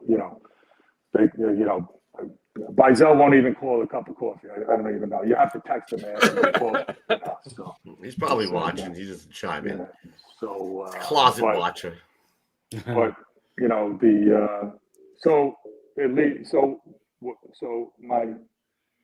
let me tell the story on how I get promoted out of 290. So here's a pretty good story with. So it was like the beginning of September of 2001, and I go down to Florida. I'm married at the time, so it's a boys' trip, all right? So it wasn't, it was a golf trip, seriously. And when I'm down there, I get a call from my wife, and we're kind of newly married. She said, Richie Dumig called and said something about you're being lifted down to headquarters. You should give him a call. I'm like, he's just joking, because they know I was away. I said, they're just breaking my balls, So a couple tours before I left, 290 got T-boned by a semi truck, tractor trailer, and hit him right. There was a spare rig right in the pump paddle. We got lucky that it didn't hit in the cab, because it would have, guys would have got really banged up bad. But it wasn't 290's fault. The guy 290 had the guy with the semi was trying to beat a red light, and 290 was halfway through the intersection, and the chauffeur at the time just stopped. I'm not going to say who the chauffeur was, but he was a chauffeur. He was brand new chauffeur at the time, and the powers that be down at headquarters said, that's it. We had enough of their accidents. We're going to lift them all. And that's what happened. They lifted all 4 officers out of 290. And this was, the Friday before 9/11. And I'm still down in Florida. So I said, well, I called Richie Dumig. I said, I ain't going to be there. I said, I'm got a trip planned. I won't be there till Monday. So tell him I'll see him on Monday. So I get home, and I'm pissed off the whole plane ride home. I can't believe this is happening. And go down to headquarters. We meet down there. It's the 4 of us, the 4 officers. And we meet with Al Torrey at the time, was the chief of safety, and said, the boss wants upstairs, and this is comes from the commissioner's office. You know, had enough of all the accidents. He wants you to write an accident prevention bulletin, like kind of as our punishment. You know, and this was Monday, September 10th. And so we get all the books together and get everything like that. Go home, come back in Tuesday morning, September 11th. We're in our little office that they set up on the 7th floor. And next thing I know, there's footsteps running down the hallway, going towards the chief of department's office, who's on the 7th floor at the time in the corner, and going into Gansey's office. So I go out and peek out. I go into Gansey's office and look, and there's a smoke coming out of the building, and you hear the scanners on in the background. He had going, and obviously they transmitted the 5th alarm. And they thought it was a single plane at first, and Gansey turned around, looked at me, and said, "This is not an accident." It was a beautiful blue sky day. So this is not an accident. I didn't even know what he was talking about. Like, what else could it be if it wasn't an accident? You know, he was the chief of department. You know, he was actually getting briefed all the time by. You know, he had some kind of clearance, I guess, like we got when he became staff, and so he knew right off the bat it was a terror attack, and so he gets in the car with, we go out. He grabs their radios. Nigro meets him out. Goes to they go out to the elevator lobby. Now it's the four officers, me, Dumig, Carbone, and Donovan, and we're in the elevator lobby. And I say to them, "What do you want us to do?" And they said, 2 guys come with us and 2 guys stay. So I was the captain, so I wasn't staying. So I jumped in the elevator, and Mike Donovan jumped in with me. It was just that quick, you know. So Mike Dumig, Richie Dumig, and Mike Carbone stayed back. We go down the elevator to the parking lot. Nigro goes with Gansey in Gansey's car. I go with Nigro's driver and Mike Donovan in Nigro's car across the Brooklyn Bridge. And we're there in like 4 minutes, lights and sirens. So, you know, on the way over, you could see the jumpers, people jumping when you're coming over the Brooklyn Bridge. And I remember having a conversation with Mike saying, like, this is going to be the worst fire in our history. There's no way we're putting this fire out. There's just too much fire. And so we pulled in on Church Street. That's on the east side of the Trade Center. Found our way to the command post. And, both Mike and I and Nigro's driver was actually his nephew, stayed with the car. So I get to the command post. I see Nigro, "What do you want me to do?" He says, "You got to get my gear." He says, "Go back to the car and tell his name was Adam Vilagos was his nephew's name. So tell Adam to bring my gear." So I go all the way back to church. "Adam, you got to get the chief wants his gear." I think he already had it on the way out. So on my way back around to go to the command post, which was on West Street, the second plane comes over my head and hits the South Tower. It was like, I'm like, holy shit! It was like a movie. You know, it was parts flying all over the place. What did it sound like, Chief? It sounded to me like a miss, like if you were like an F-15 or something like that with a missile. Yeah, right. Yeah, that's what it sounded like. And because I didn't see it, I just heard it, and then I saw the fire, and I felt you could feel the heat from down at ground level, and so I'm like, oh, all right. So now this is not definitely. Now I was convinced it wasn't an accident, you know. So get back to the command post, and what did they? I said, what do you need me to do? And they said, just, you know, they gave me a radio. They gave me an OEM radio, and there was no radio traffic on it. So I had enough. I was dressed in my civilian, my Class A clothes with the shiny black shoes. That's all I had. Didn't have a helmet, had no gear, nothing. And so just work with the command post. As companies come in, just process them, write them down, give them assignments. So I was working with Ray Downey at the command post. And, you know, Ray would say, John, do me a favor, give me, 4 trucks and send them to, we're going to need them for the South Tower. So I would get assignments, get the trucks that were, staging, write them down on a piece of paper, and they'd be on their way. So, and that's what I did for, until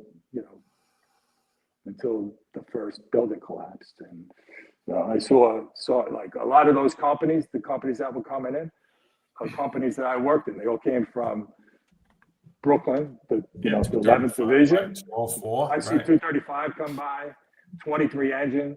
I saw those guys come by. I didn't know. I think maybe I knew one of the guys in 23, but 235, I knew, 4 of the guys. Who I saw. Timmy Stackpole came by with Dennis Cross, and I walked by and I saw. I'm trying to scratch, and I'm saying, why is Dennis Cross with? I'm trying to figure out why are they together. And as it turns out, Dennis Cross was acting deputy in the 11th Division, and Timmy was SA for the tour. When the SA officers, he got promoted to captain, so he was already out at 103. He was a covering captain, and he was SA for the tour, working with Cross. So two of my guys. I mean, I know Dennis Cross from the 5.7 was like one of my heroes. So they both gave kind of like a little bit of a wry smile, and they were assigned to, I believe they were assigned to the South Tower, or maybe even the hotel. They might have even been assigned to the hotel. I'm not sure, but we're just doing our thing, and next thing I know, like when I saw it, I didn't like, from what I studied, right? I thought there would be a localized collapse.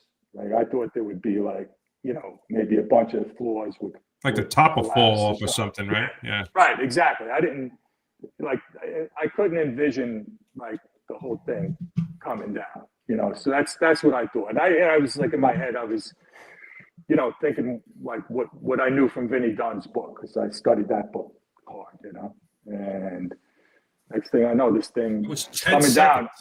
10 seconds. But it's 10 seconds. So when it started, I kind of paused for a second because, we were across the street, on West Street, right? The command post was the atrium there. Yeah, it's the World Financial, right? Yeah. It was a parking garage that got down, and everybody that was, the command post was kind of right up on the sidewalk near the street. That's where I was, and all the companies were like behind us on the ramp going down, and to the left of us, so there was a lot of people there. And so I kind of paused for a second to see, like, okay, now we got to collapse. You hear the radio traffic go, the buildings collapsed, and you could hear it. And so I thought, I waited to see if it was just going to be that localized collapse. And next thing I knew, the thing was peeling down like a banana. And so, I was one of the last guys to get into the garage. And I just said, I thought that was it. And in my mind, I said, you know what? Vinnie Dunn says one of the things that causes collapse of taller buildings falling on smaller buildings will cause a collapse, as simple as it seems. But that was one of his things. I said, well, this is like the tallest building in the United States, and this is coming down. There's a pretty good chance it could, come down right to where we're standing. And so I got about 15 feet in, and there was a little bit of like a cutout next to the wall, where on the driveway. And, I just kind of huddled in there. There were two guys. One guy had a mask, so when it all came down, the dust just came flowing in, and you couldn't see a thing. I mean, you had to get down on the ground because it was, you couldn't breathe. Yeah. It was, you were in a confined space. And these guys were fighting over the face piece, you know. I was like, what? These guys are fighting over their face piece. And I felt terrible. They asked me for a hit from their mask, you know, but I didn't. I just said, you know what? I got to get out of here. So I just waited for the dust to settle. And I wasn't going to go. A lot of the guys went into the back through the building. That's where most of the people went. I didn't know, you know, I didn't know how deep it was, so I wasn't going to go in the back because the place was I didn't think I was going to make it if I had to go in the back. I said the only way I think I can make it is to get out to the front. I didn't even think I was going to make it out to the front. I thought it was going to be blocked in by debris, but sure enough, I got to, you know, kept walking, couldn't see anything, but I felt the incline of the ramp. Next thing I know, I'm like, okay, I'm back out up on the sidewalk. So I hung out there for the dead silence, didn't hear anybody. I thought I'd see somebody, run into somebody. Nobody is there. So I just waited, got my bearings, and I walked north because that's the way the wind was blowing. So the dust was a little bit lighter north. And I walked north, eventually got my way up to West Street. And that's when I started seeing everybody that went out through the parking garage into the building and out, started coming out. So I actually ran into Mike Donovan again out there.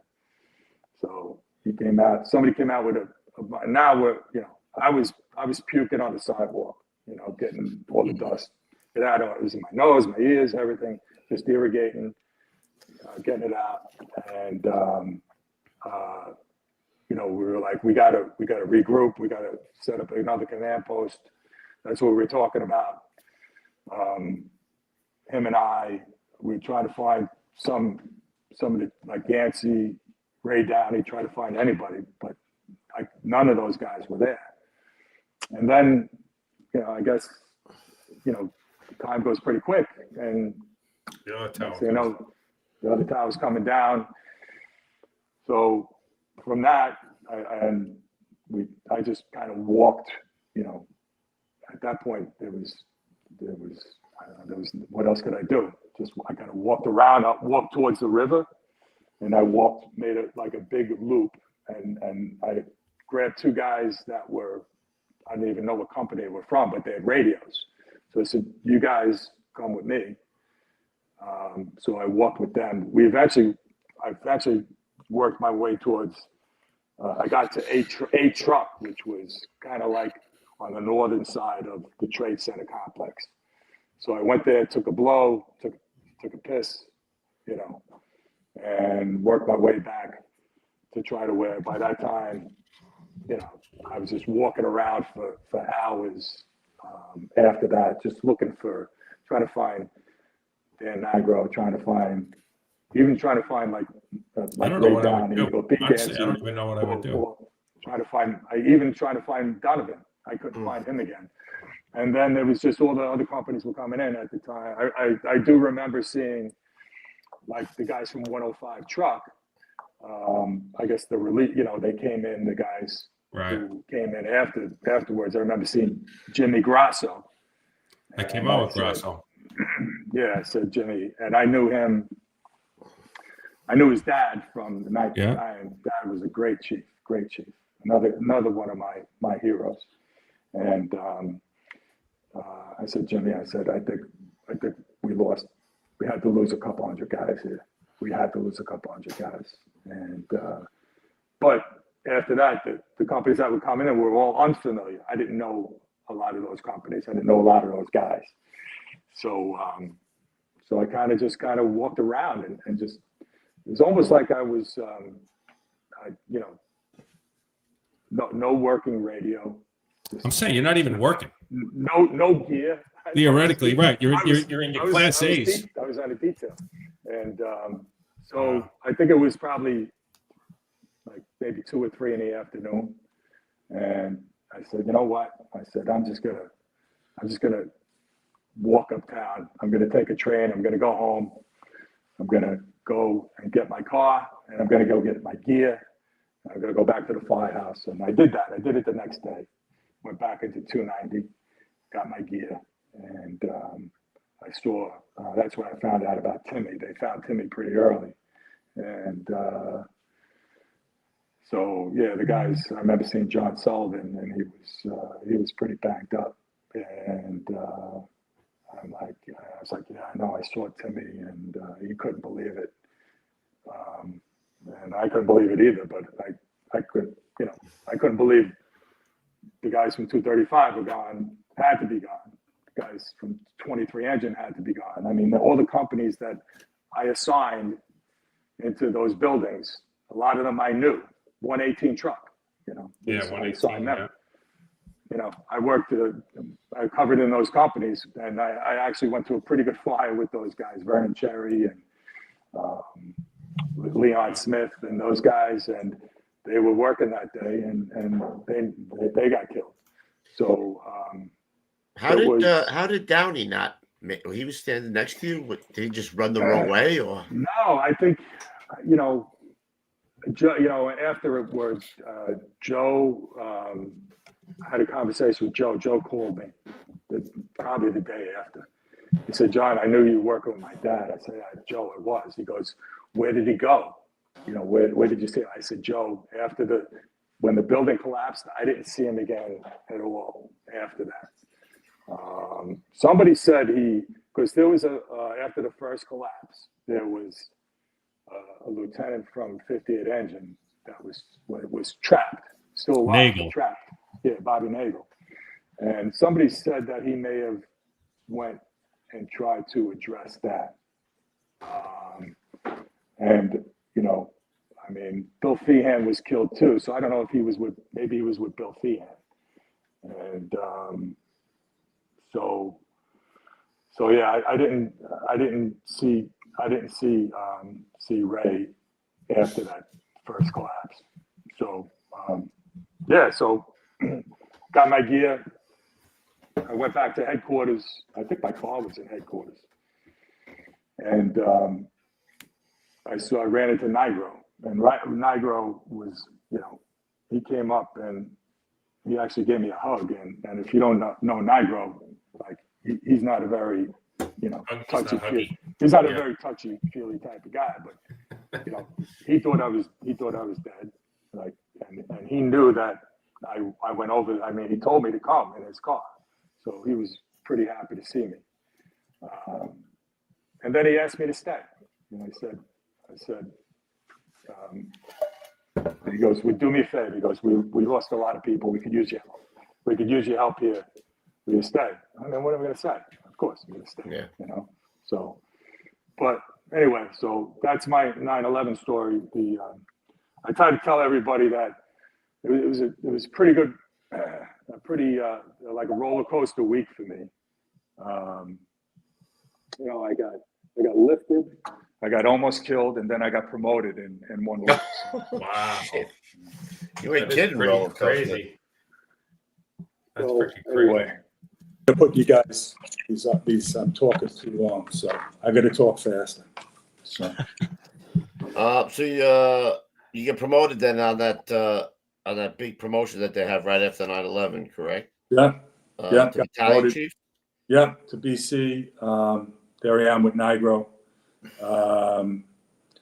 They assigned me to headquarters again because I stayed there for a few months. There's Dad and my wife Corey again. So again, you can't even call it a bittersweet day. It was still kind of bitter, So I knew I was 15 on the list. I thought I had another year because I think they promoted that list. The list before me, they over promoted it. So I thought I had another year in 290. So I do regret not having that time there, but it is what it is, right? So yep. So we stayed in headquarters, and we started up was what was I wasn't called it at the time, but I guess we did call it that, the Family Assistance Unit. So all the guys we lost, we had folders on. So if a family would call and needed information on, or we had some information, on their loved one, we were the unit to do it. So we had, we had a bunch of chiefs, Richie Blattis, myself, Steve McDonald, Kevin McCabe, I think was there. So we had a bunch of battalion chiefs that they put in charge of that, put us in charge of that. And then December, I asked to be released so I can go work on the pile. They let me go. So I did the month of December on the pile. Then I got assigned to the 13th Division. And, Sal wanted to put me in Sal Casano wanted to put me in Manhattan, but I was like, maybe I should do some private dwellings for a while, see what that's all about. So got assigned to the 5-0, and that's a spot. Yeah, good spot. Good spot, good companies, big response area, right? Yeah. Huge response area, but good companies, good chiefs. I work with Paul Talbot. I don't know if you remember Talbot. Oh, I'm trying to get him forever. Yeah, he'd be good. Yeah, he'd be good. He's a freaking awesome guy, man. Yeah. Mike Wilkinson and Jimmy Manahan were the other chiefs in the battalion, and it was good. But I was there for a short period of time too. This guy's on the fast track, Ruffy. Yeah, I mean, because of 9/11, they had a lot of movement. And I think the deputy chief's test was in 2002, I think. And, you take them as they come. And I was already in the books because I just studied for. Yeah. I remember guys saying that in a short time, guys were firemen and went to battalion chief, like in record time. Yeah. Yeah. I don't remember what the number was, but it was really fast. Yeah. I mean, so I made BC in, let's see, 2001 to 2003. Yeah. Well, that was DC. Yeah. So I got promoted to DC in 2003. So it was like, there's me. But then my wife, Corey, again. See how she doesn't age? She don't age, that woman, for crying out loud. Good Lord. And that's my sister next to her and my dad. So he was there for that promotion too. What kind of vitamins is she taking? I want to get on that. Yeah. I want some. You got to see it now. She looks even better, for Christ's sake. Good for you again. Very nice. Good for you. Chasing around the house. Listen, married up, bro. Married up. I know it. You're telling me I'm the president of the I Married Up Club. My wife's 11 years younger than me. I don't know what the hell she's doing. What? Yeah. What? Wait, what? Wait, what? What? Nothing. What? So moving along, September of 2003, number 9 on the deputies list, right? So the first promotion they make 8. So I'm like 8. I'm like, what's up? I'm like, don't you know who I am by this point in time? You know what I mean? It's me. It's John Sudnik. You know what I'm going to be in the future, right? You got to know. You know where I'm headed, right? I mean, did you already have a feeling at this point, Pete, or you weren't even thinking? No, not really. No. My goal, Lou, was battalion chief. When I was a fireman and I saw the chief come by the quarters, I was like, "That's a pretty cool job." That's a good job. Yeah, I'll get that. Yeah, well, that was my goal. I was a beat college the kid. snot out of that. I got to tell you. When I started studying for lieutenant, I think I could do BC. So yeah. But so anyway, they promoted 8 in August. Now there's a battalion chief's test coming up. Now comes September, and they need a panel to write the battalion chief's test, right? So I get the call. Do you want to get promoted to deputy and write the battalion chief's test? I'm like, all right. You couldn't do this a month ago. I mean, come on. So what am I again? I say it jokingly, but it was a good experience. I don't know if any of you guys ever wrote a test, but it was a pretty good experience. I write all mine. They say all the time that a lot of guys, like whether you go to the Rock or whatever this thing is, that they take you offline and everybody's like, oh my God, it always turns out to be an eye-opening experience, and guys generally look at it as a great time in their career. It's like a perfect time or whatever. You know what I mean? Like something like this where you're like, I don't know about this, but I'm getting promoted. Next thing you know, it works out to be something that you enjoyed doing. You know what I mean? Yeah, it was. It was, the hardest part was you had to go down into the DCAS, which was Lower Manhattan, but they gave you a car. And I got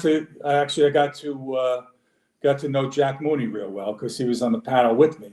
Mooney, we had him on, right? Yeah. Did you have Jack? Yeah. I got to watch that one. Yeah, Jack is, as you guys know, is one of the true gentlemen of the job, right? And he's priceless, and another Sheffield Avenue guy, right? Yep. And they loved him. Same theme here, Kubi. I see that. Right. Chief asked if I've ever written a test. I've never even taken a test, for crying out loud. Written a test. Well, like Pete Gansey used to say, the best job next to battalion chief is flying, right? So. Hell yeah, especially a seated chauffeur in a squad company. Squad. Well, you don't even have to get on EMS. Hell no, man. Yeah. Well, you're probably the richest guy of us. Oh, highest paid firefighter on the job, Chief. Anyway. So we wrote the test. Jack, I used to go pick Jack up. I lived in Garden City at the time. That's where I lived for 18 years after Long Beach. You moved out of Long Beach? Long Beach. I was Long Beach, Baldwin, and then Garden City. Moving on up, Kobe. Moving on up. Yeah. What are you trying to say about Long Beach? Garden City.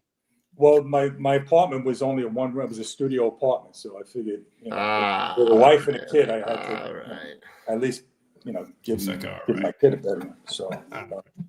No place like Long Beach, Ruffy. No, actually, like Long Beach. I just sold my place in Long Beach, and I held it for 30 years. Really? Yeah, just sold it. Lot of money. So finished writing the test, and I got assigned to Division 1 covering. Right. I wanted to go to the 6th Division, and by this time, I'm tracking somewhere, Lou, because I got Sal Casano's attention, right? And Sal was very, very good to me, and over the years, and I know that's somebody that you need to get on that you probably will never get. I can't get him. Can't get him. It's okay because you're just going to get all of us that are going to come on and talk about it. So maybe we'll put pressure on him just through us. So. Maybe we'll put pressure on him. And all good, by the way, of course. Yes. So after writing the test, I was like, all right, so there's a good chance I can go where I want. I said, I've never worked in the Bronx, so I wanted to get that on my resume, and who wouldn't want to work in the Bronx, right? So actually, I did. So the order comes out, and I'm thinking it's going to be Division 6, Sudnik Division 1. So. What? You talk to that fixer, Chief. I don't know. I don't know. I thought you said Sal had your back. What? But it's all good because he knew. Sal knew everything, and he knew what was good for a lot of people, and he was right.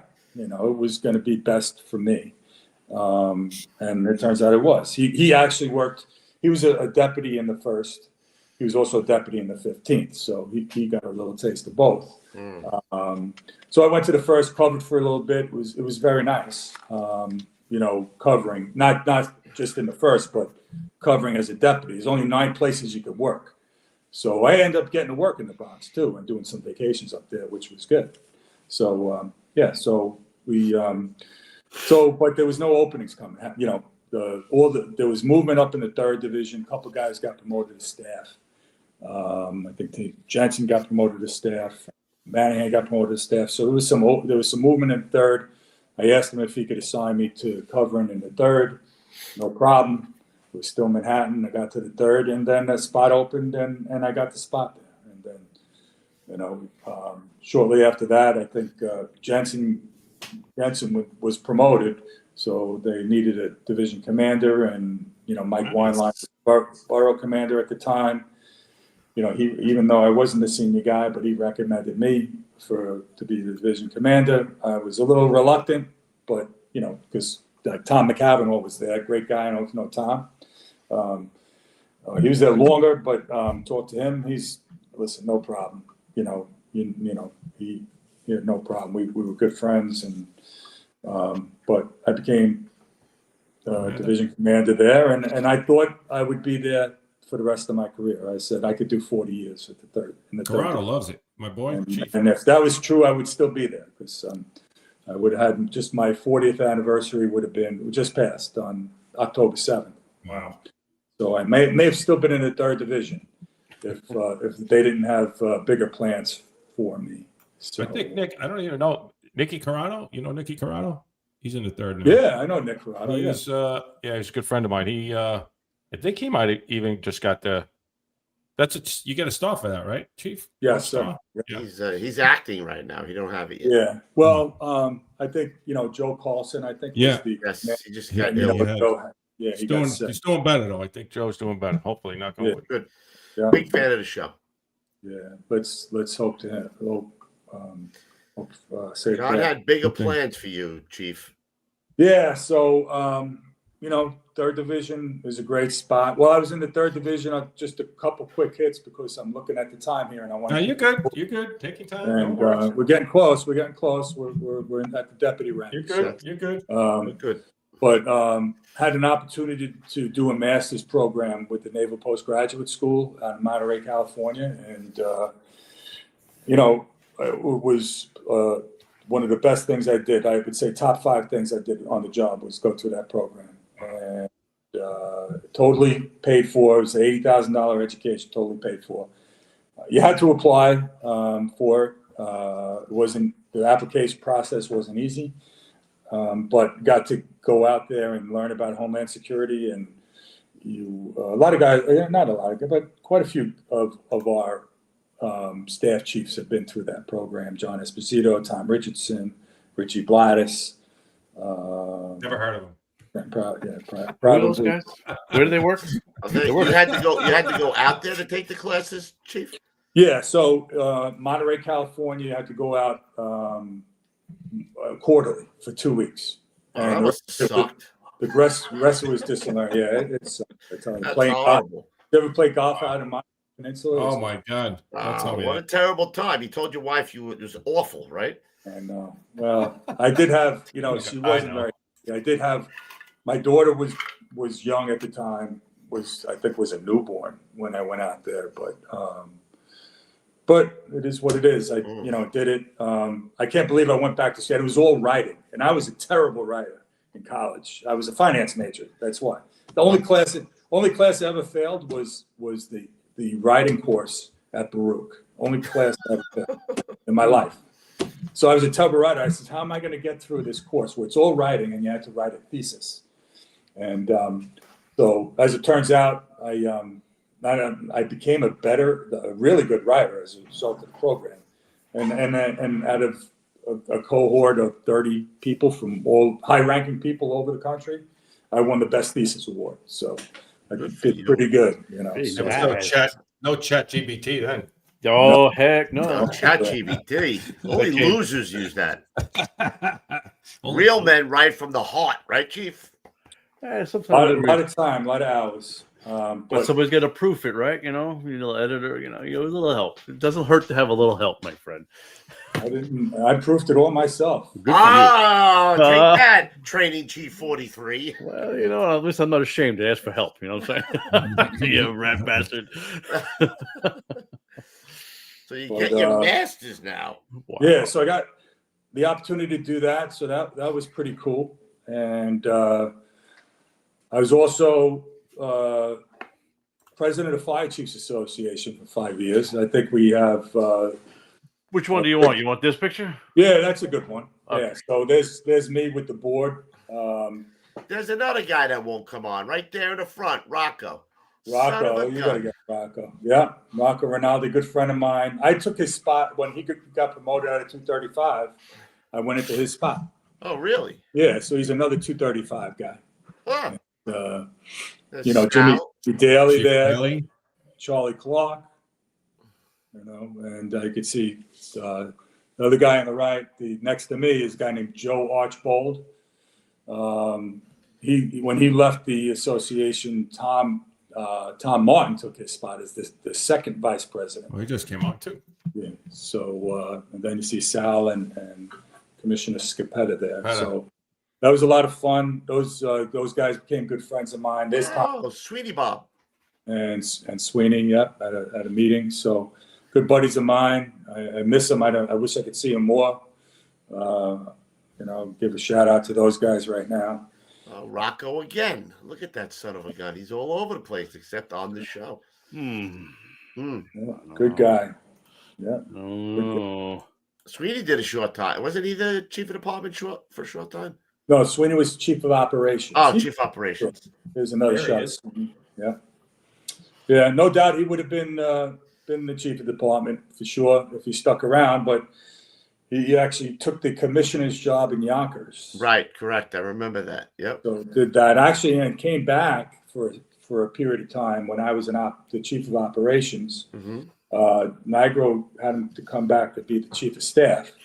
So he did that. I don't know. I don't even think he was here for a year, and then he went back to Yonkers. So, but I learned Bob Sweeney. I learned a lot from Bob. When I was in Queensboro Command, he was the assistant chief of operations, then became the chief of operations when Pat McNally retired. And, so. Both 14th Division guys, right? Yeah. Pat McNally and they were both in the 14th. Yeah. Right. And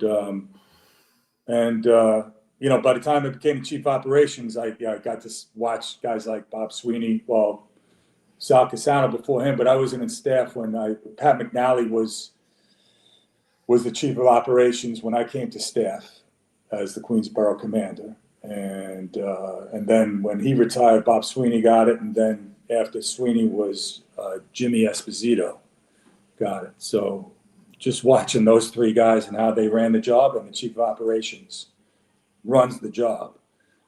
I felt like by the time I got there, I had pretty good idea from those guys how to do it. But anyway, you want to talk about that one fire, that famous fire I had? Not the one fire, but in the 3rd Division, one fire that the plane crash into the building. Lytle? Yeah. I think 44 engines first do there, right? Oh yeah, and that's what I wanted. That's why I wanted to put it up there and give them a plug. So, this happened in October. Actually, it happened Fire Department Memorial Day in October of 2006, and it was just kind of wrapping up the Memorial Day party afterwards at Columbia University for the Fire Chiefs Association. So I was there, and a whole bunch of staff chiefs were there too, and so I didn't even get in first due as the deputy there. Howard Hill. Have you guys had Howard Hill on? No. Yeah. Well, if you want a storyteller, you should give him a call because he's got a lot of knowledge, and he's a big history buff of the FDNY. Love that. Yeah. So he actually was on his way back to headquarters on the FDR when this came in. So he beat. I think he got in before the 1st Battalion chief. And so there's another. That's how much fire they had on arrival. Now he flew his plane right into the side of that building, right? Yeah. Now that was an accident. That wasn't done purposefully. No. That was I think he was in training, and he was with his flight. I remember that. I remember that. And but that was the middle of the day, and you could see that scorching down the building. That's all the jet fuel, the plane fuel going down the outside of the building. But you could see all the smoke on the floors above. So. I'm not sure. I don't remember what they transmitted at the time, but that's got to be 1060 second alarm. 1060 now, yeah. And it's right. It's after 9/11 too. 5 years after, but people in Manhattan still got Hell yeah. Still got a little PTSD from that. But, 44 engine was first due, and they did a phenomenal job.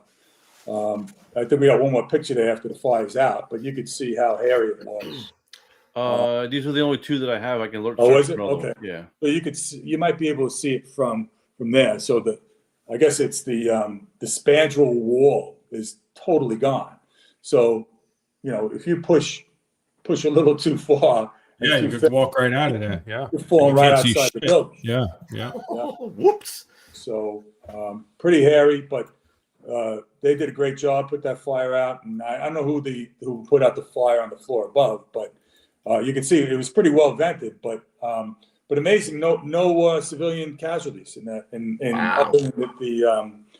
Other than the Corey Lytle and the guy who was in the plane with him. So. Might have been 39 engines that could do, or maybe 72nd Street, probably. Yeah. Yep, on the east side. That was right off the river. So, yeah. So that was the Corey Lytle fire, and as you know, a lot of fires are named after, especially the ones in Manhattan. We name all our fires. Yeah. Yeah. Lionel Hampton fire. Right. That was another good one. Or the Macaulay Culkin fire. Macaulay Culkin fire. I mean, just unfortunately, even the ones where we lost guys, the Watt Street fire, Atlantic Avenue fire, right? We just name. That's what you have to do. Yeah, you're talking about Black Sunday, right? Right. I think they got one called the Refrano Triple Subcellar fire, too, don't they? No. Like that. No. Hey, Chief, out of all the staff jobs, which one did you feel was the toughest? Let's see. Out of all the staff fires that I had, well, I'll tell you about one that I had. I was a pretty new staff chief, and I had the citywide, and we did the citywide. So we do the night tours in headquarters at FDOC, right? So we respond to FDOC. Now, the box comes in for it's a Staten Island box, and it goes to the second alarm. Now, we're only required to go on the third. It's discretionary on a second. But I think because of where it was in Staten Island, I probably went on the second. And I got there, and it's a row of 3-story private dwellings, row of frames, and Staten Island, the frames there were different than the ones in Brooklyn, right? So the layouts were different; they were smaller, but they were frames nonetheless. So we get there, and now this thing's moving down. So I'm calling for I get there, and companies are calling for relief. We got fire and and exposure, just whatever it is. You're halfway through the alphabet already. And so, and I'm like, where are all these units? So I the chief, who was the resource unit leader, I'm kind of, and at this point, actually, Sal Casano is at the fire now. At this point, he lives on Staten Island, right? So he's he knows, he's letting me run it because I'm pretty new staff chief, right? I mean, I got like 24 years on the job. So, it's not a lot, not his time, but got enough time. And not your first rodeo. No, but still, he's watching, seeing how I'm doing, So now I know he's there. So now I'm getting like frustrated. This thing's going, it's just going and going and going, But I got no companies to go to put it out. And I'm like, so I get on there, I'm like, whoever I'm not going to say what battalion it was, but I'm like, now I'm raising my voice, which I really don't like to do ever, but I was getting a little like, somebody put the fucking fire out already. You the guy, huh? Where is everybody? Then I realized we're somewhere in like the 2-2 battalion. Like the companies already that are here, the companies that are coming, they're coming from over the Verrazano. They're coming from Brooklyn. Right. So 2-2 even though it's battalion. real nice, they couldn't get that. I'm used to like companies like in like where 235 was, like, you know, Yeah, right they're around the falling corner. over you. You got to just tell them, like, stand back, you know. Like, you know how it is. Kill it with manpower, except on Staten Island. Right. You got Jersey companies rolling in. You're like, what? What the fuck is this guy? So that was a little tough. There's another fire I had. I was kind of similar. It was we're coming back. It was actually a cold night coming back from the headquarters Christmas party. They have them in the down at the Fire Museum. So it's kind of late, and I think, you know, my driver.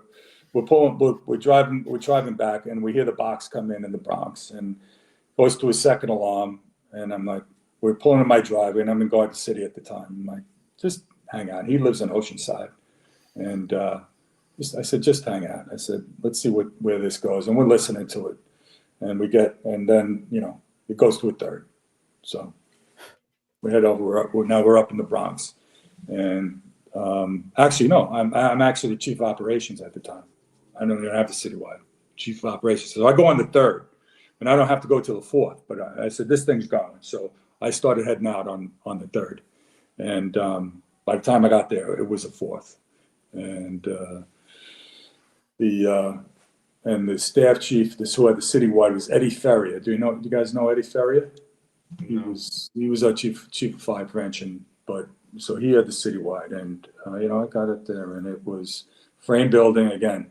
It's just running now, running up the block, and actually Steve Garrity was at the fire, and he said, John, he said, I think I could stop it at, like, you know, exposure 2C. I just, you know, just give me a couple companies. I'm like Steve. I said, just make sure, just do me a favor, and he's the SOC chief.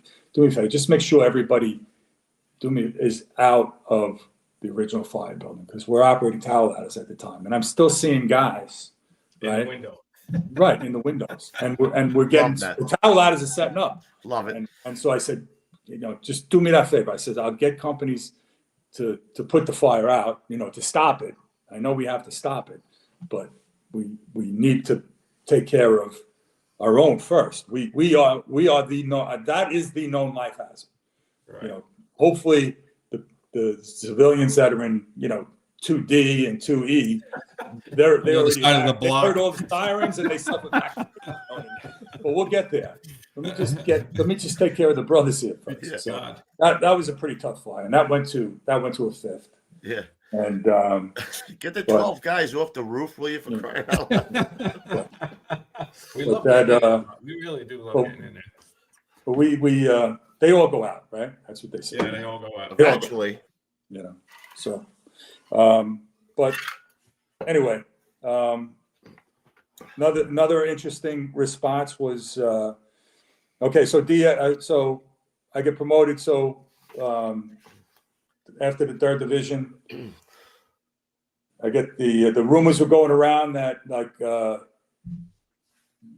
you guys remember John Acerno? He was a chief in the 14th Division. Of course. Right? The best. So, the best. Yeah.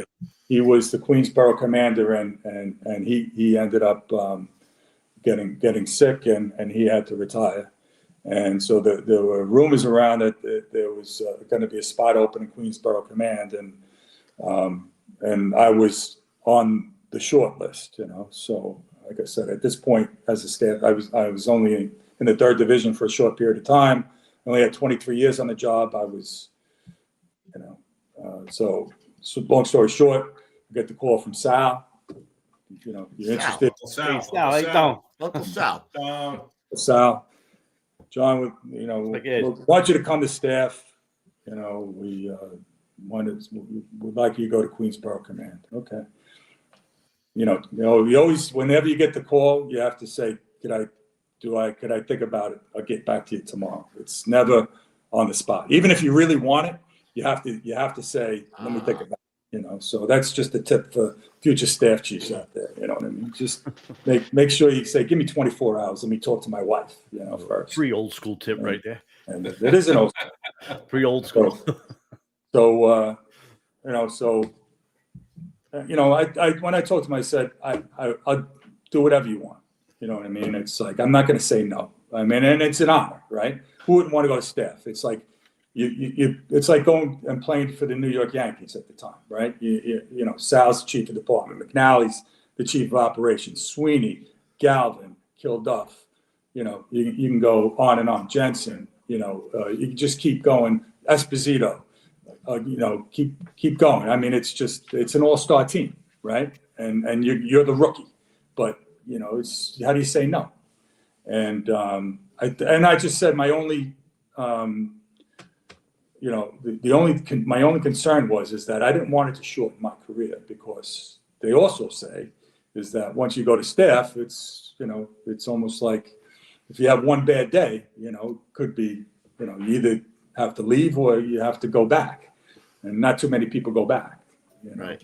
So, so that was my concern. Just a small concern, but I stepped up and I said, I'll take it. And it was good. I was there for 4.5 years, and Sal kept me there. There were other spots that opened, you know, there were rumors that I was going to be moved here, moved there to different bureaus or whatever it was. And I managed to stay in Queens for 4.5 years. I'm glad I did. I loved it. I loved the job of a borough commander. It was great.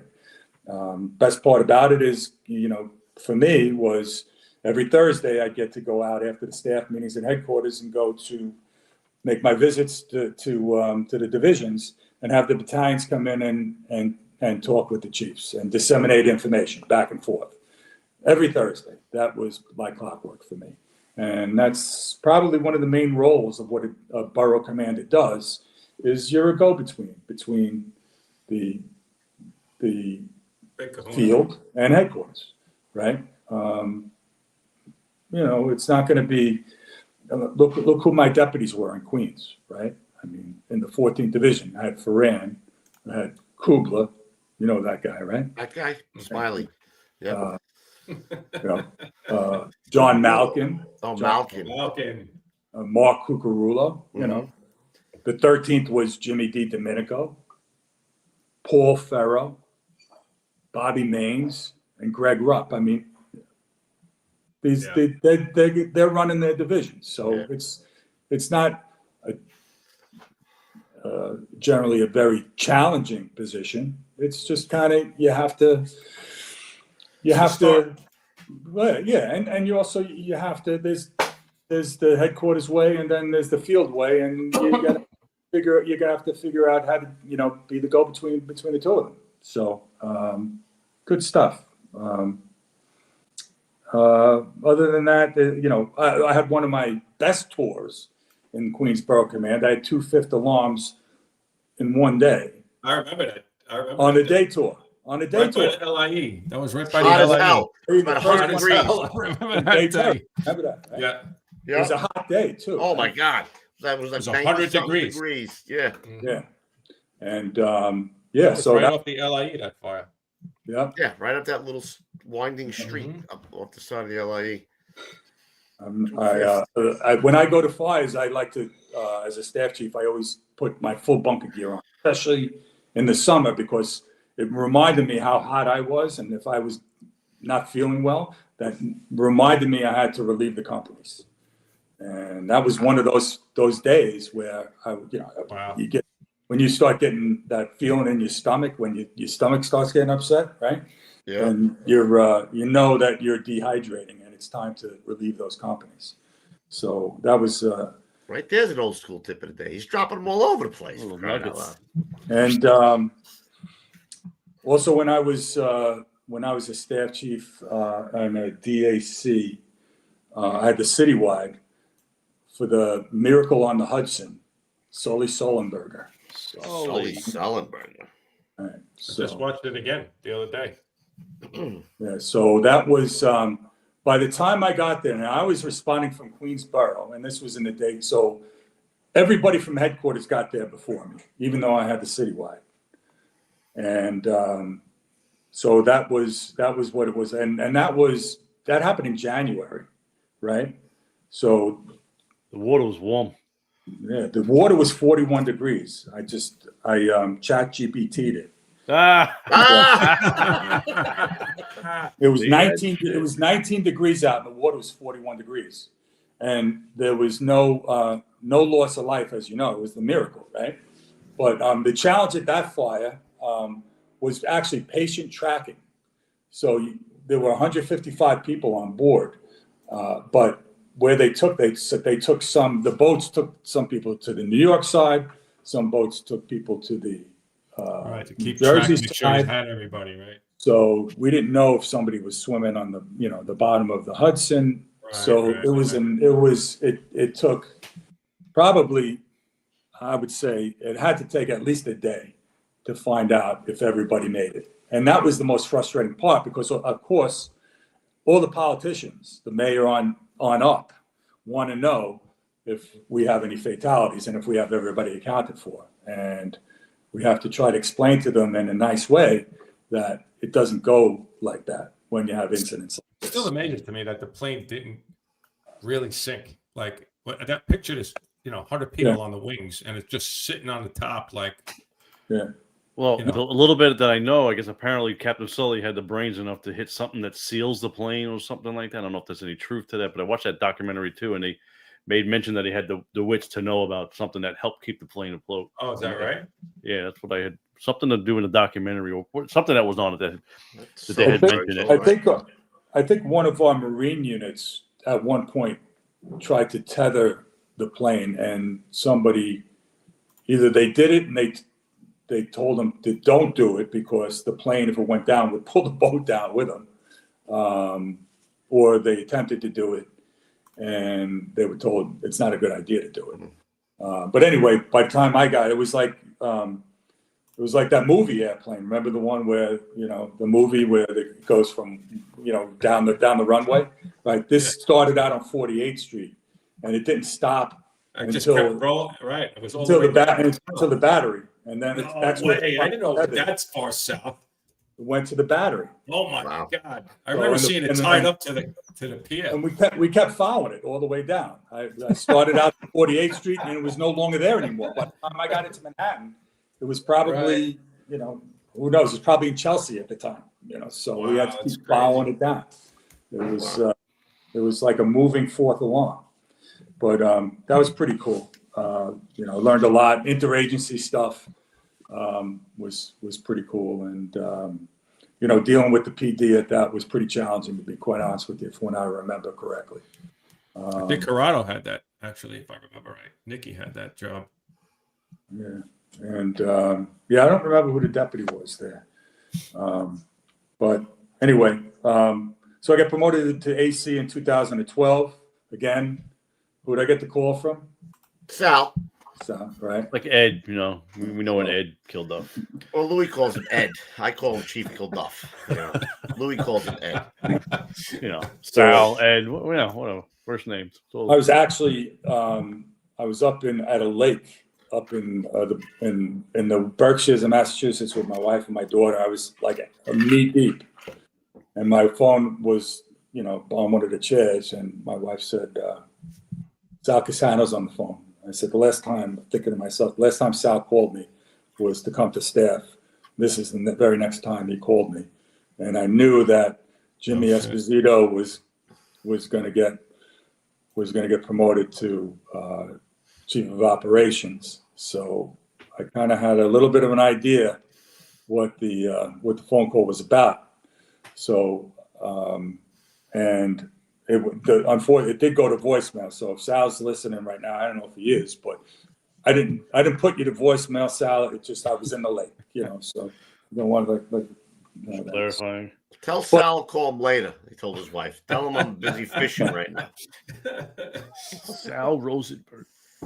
But that was an easy one for me because I was already in Manhattan Borough, Queensboro for 4.5 years. It was just another step in the career, and Manhattan Borough Command was great place to work. Look at the response area. Look what you have to be responsible for. Penn Station, right? Grand Central Station. Empire State Building. World Trade Center. Jimmy Esposito said the one thing you have to make sure you do is don't screw up the World Trade Center. And he's right, because it was so political after that. And that took up a lot of our time, my time administratively, because they were rebuilding. Now, this is 2012 at the time, right? I remember that whole For debacle. 11 years, it took forever to build that building. So I was going to meetings all the time with Port Authority, NYPD. You know who had a big role in that for NYPD was Jessica Tisch when she was working under, I guess it must have been under Ray Kelly at the time. He was the police commissioner, but she was in charge of working for their counterterrorism unit, and we used to go to meetings, and she was the head NYPD, and she's the police commissioner now. Now she's the head muckety muck. Yeah. But yeah, obviously, you have the tunnels, 3 tunnels, 4 bridges, major bridges in your response area. A lot going on there. All the high-rise buildings, but MSG, Spencer Square Garden. Right? So Hudson Yards was being constructed. There was a lot going on there. It was a great place to work, and the fires were good. But probably my biggest incident there was the Hurricane Sandy. Oh my gosh. 2012, and so I had that. I was at that. Yeah, they brought pre-planned. All the boroughs were going to be on duty for the 24 hours in their respective boroughs. This box came in probably around 2:30 in the afternoon. Yeah. And as you can see, it was spinning around, right, Chief? Well, it's supposed to spin, but because it's, they're supposed to what they call it, windmill when in a storm. But for some reason, this one was locked in, and it was moving, and then it failed. And that's the 75 stories in the air. So the challenge there was obviously evacuating the immediately adjoining buildings. And then when the utility companies got there, Con Ed got there, said, if that thing falls, then you have the potential for a major explosion on 57th Street, because you had high pressure gas and high pressure steam running under the street, directly under the street. And the storm didn't even hit yet, really. Yeah, that was at the beginning of the storm. I think peak winds for this storm in the city were 90 miles an hour. And, this was the beginning. Probably tropical storm force winds, but yeah, it was pretty challenging because you had to evacuate because of that, 57th Street. And then we expanded it to 56th Street and 58th Street. So that took so we were there from 2 in the afternoon to probably well past midnight, I think. Jack Hodgins, you guys had Hodgins. He was the deputy in the 3rd. So we worked together on that. It got to the point where I got a call. Jimmy Esposito was chief operations. He said, John, when are you going to release all those units? We were down to like 10% availability citywide. You had the major fire going on in Breezy. Rockaway, yeah. I know another in Manhattan, the hospital on the river there, they had the generator failed, right? Got flooded out. So all the people who were on life-saving equipment had to be evacuated and transported. So that was going on at the same time. So so that was that was a pretty challenging night for the department, if I would say. Right? Yeah, that was a pretty challenging time. I agree. Just a little bit. And then after Manhattan Borough Command was again. This call didn't come from Sal at this point. No. It came from Dan Nigro. So Dan was the fire commissioner in 2014. He comes in. Eddie Kilduff retires. Jimmy Esposito retires. Tom Galvin retires. I thought Tom Galvin was going to be the chief of ops, but he retired, and Sal Dan asked me to be the chief of ops. And again, it was an honor to be asked, and at that point, I was a staff chief for going on 7 years, 6.5 years, and it was the natural progression, as you will. My wife again, and my daughter was, how old was she at the time? 11 at the time. So she, so that's what we did. It was good. But I tell you what, the chief operations job was one of the best jobs, if not the best job I had in the fire department, hands down. It's talk about making decisions. If you want to make decisions all the time, every day, that was the job. And I worked there, and I was working with my friends. So Jimmy Daly was assistant chief of operations, and you guys know Jim. Mm-hmm. Not only is he one of the smartest people you ever meet, but he worked hard and he was fun to work with, right? He could tell a story like nobody else, right? And we did some good business there. Tony DeVita was in operations with us. Dan Donahue was another guy. I know Danny. Yeah. He's a good guy, man. Danny. Bob Strong. How about a Fresca? You guys know Bob Strong? He was with me in staff. He's another solid guy. But eventually, other guys moved on and from operations to other places for various reasons, which we don't have enough time to get into. So then I had called Jack Hodgins to come up, and he came from, and he worked in operations for us, and eventually he became the chief of department. But a couple good things that we did there that I'm proud of is worked on command and control for chief officers, and we worked on that, Jimmy Daly and I, and we also used Tom Richardson when he got promoted to staff, worked on it with us. And that was basically a safety bulletin to protect firefighters. We wrote that bulletin. There was a bulletin, Division Circular 36, that we based this bulletin on, that basically talked about, in all our books, not a lot was written on positions for chief officers and what chief officers do at a fire. And we wanted to try to define it or make it more well-defined. So we wrote this bulletin, and we were pretty proud of it. Another thing we did was instituted a risk-based inspection program for BISP. So it used to be you go out on, let's say, Mondays and Wednesdays for morning and then afternoon BI, right? And we knew that we weren't getting any program. We got to move this along. No. You're talking about BI, and there's a certain guy who loves them. Maybe he was delinquent in BI. I'm just saying. I don't want to say who it was, Chief.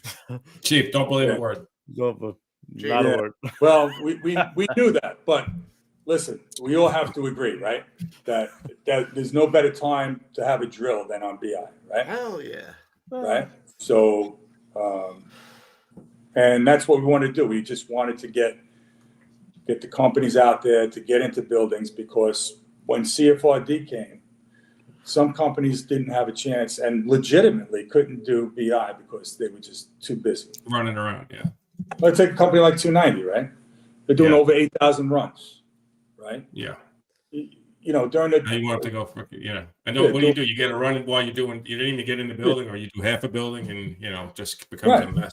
Then you get a couple runs, you catch a little job, and then you're not doing anything that's good for, for the firefighters as far as that goes.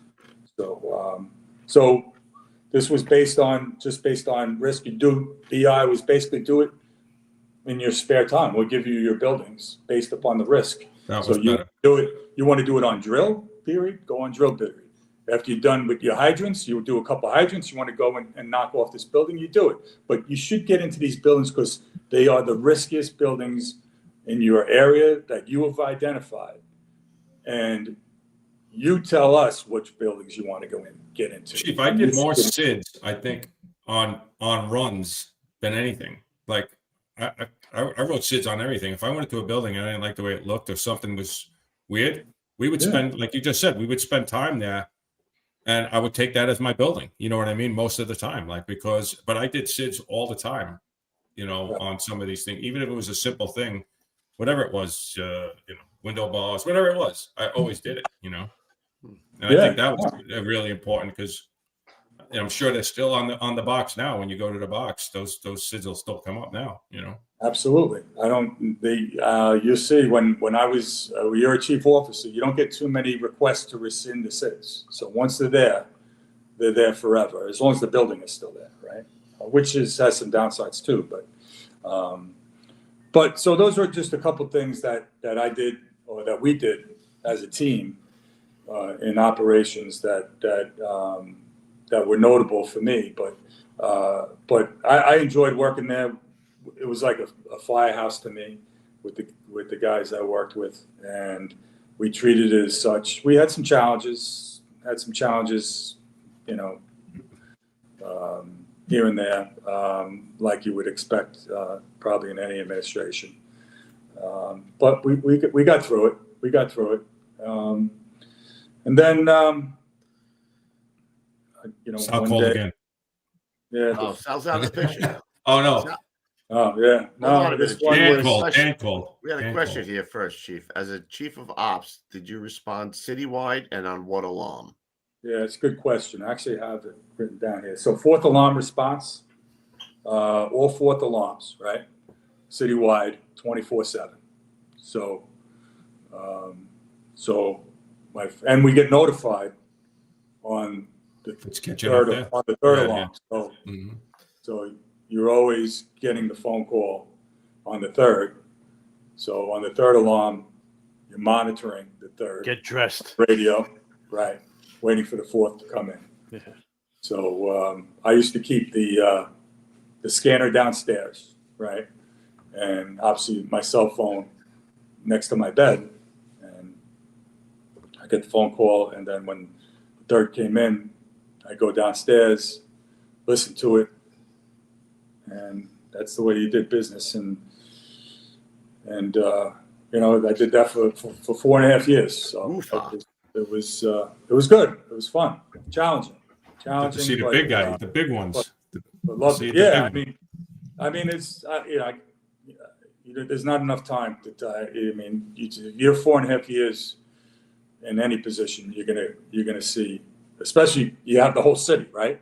So you're gonna see you're gonna see a lot, and a lot of times they go in, and the deputy and the staff chief are handling it just fine, right? Most cases, I would say. Yeah, you don't really get involved, right? Unless just whatever I could do, I'm here, right?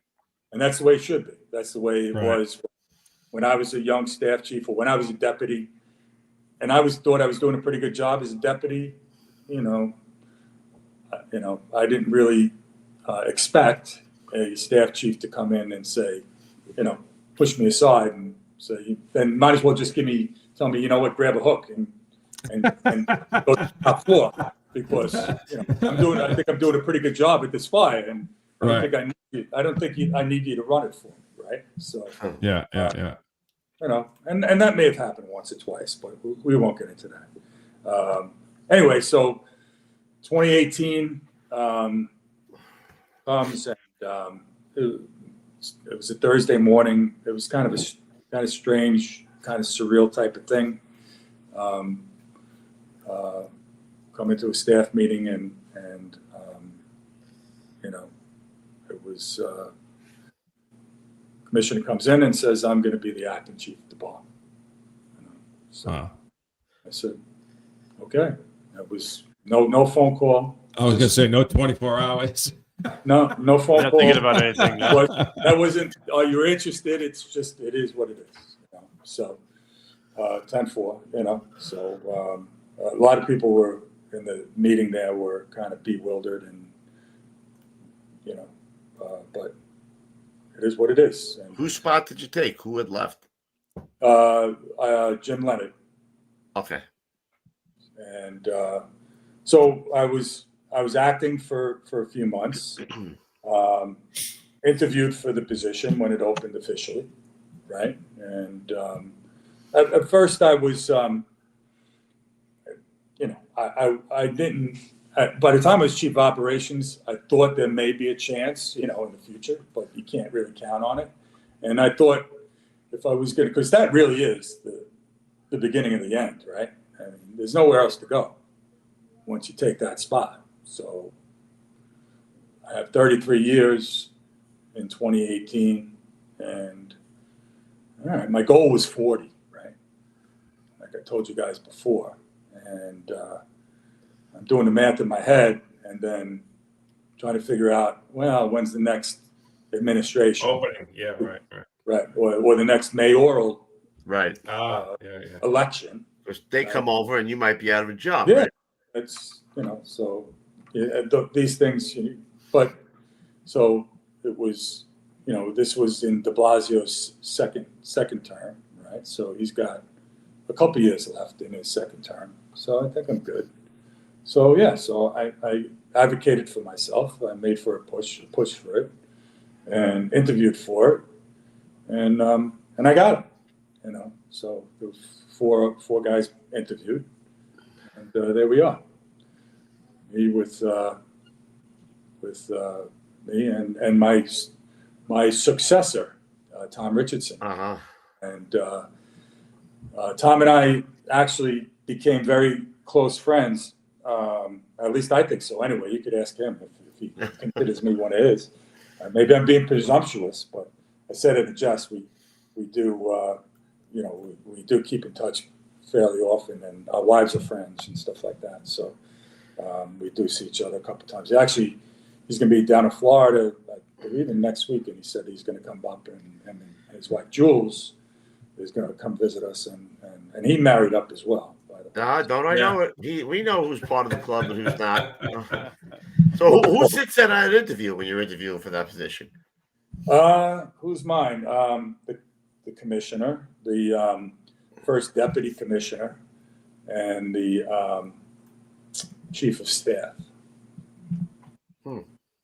So, and I'm not sure. Yeah, no, I think that was it. Yeah, that was it. So, yeah, I had a pretty good resume, I think. And top spot. Can you imagine, Coops? The top guy. If I would have went back to 1985 and said to a young John Sudnik, hey, you're going to be the top dog in this job, what would you have said to me? I'd say, no way. I was, first of all, I'm first generation, so. Right. I mean, you don't even know about the job, really. Crazy. It's almost, you remember when you were probie school and you had to memorize what all the collar pins meant and stuff like that? Yeah. I think I failed that class.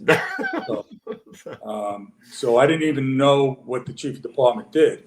But as I was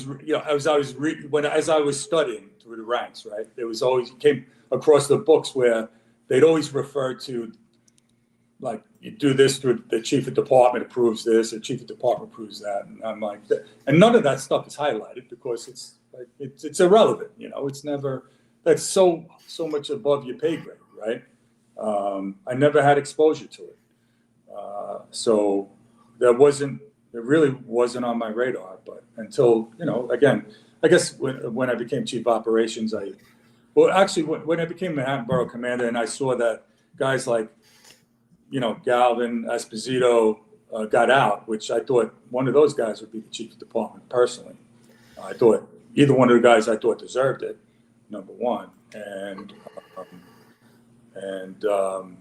And then after that, you look around and you say, start doing the math. Who's left? And all of a sudden the offensive line opens up and you're like, I'm carrying this ball to the end zone, baby.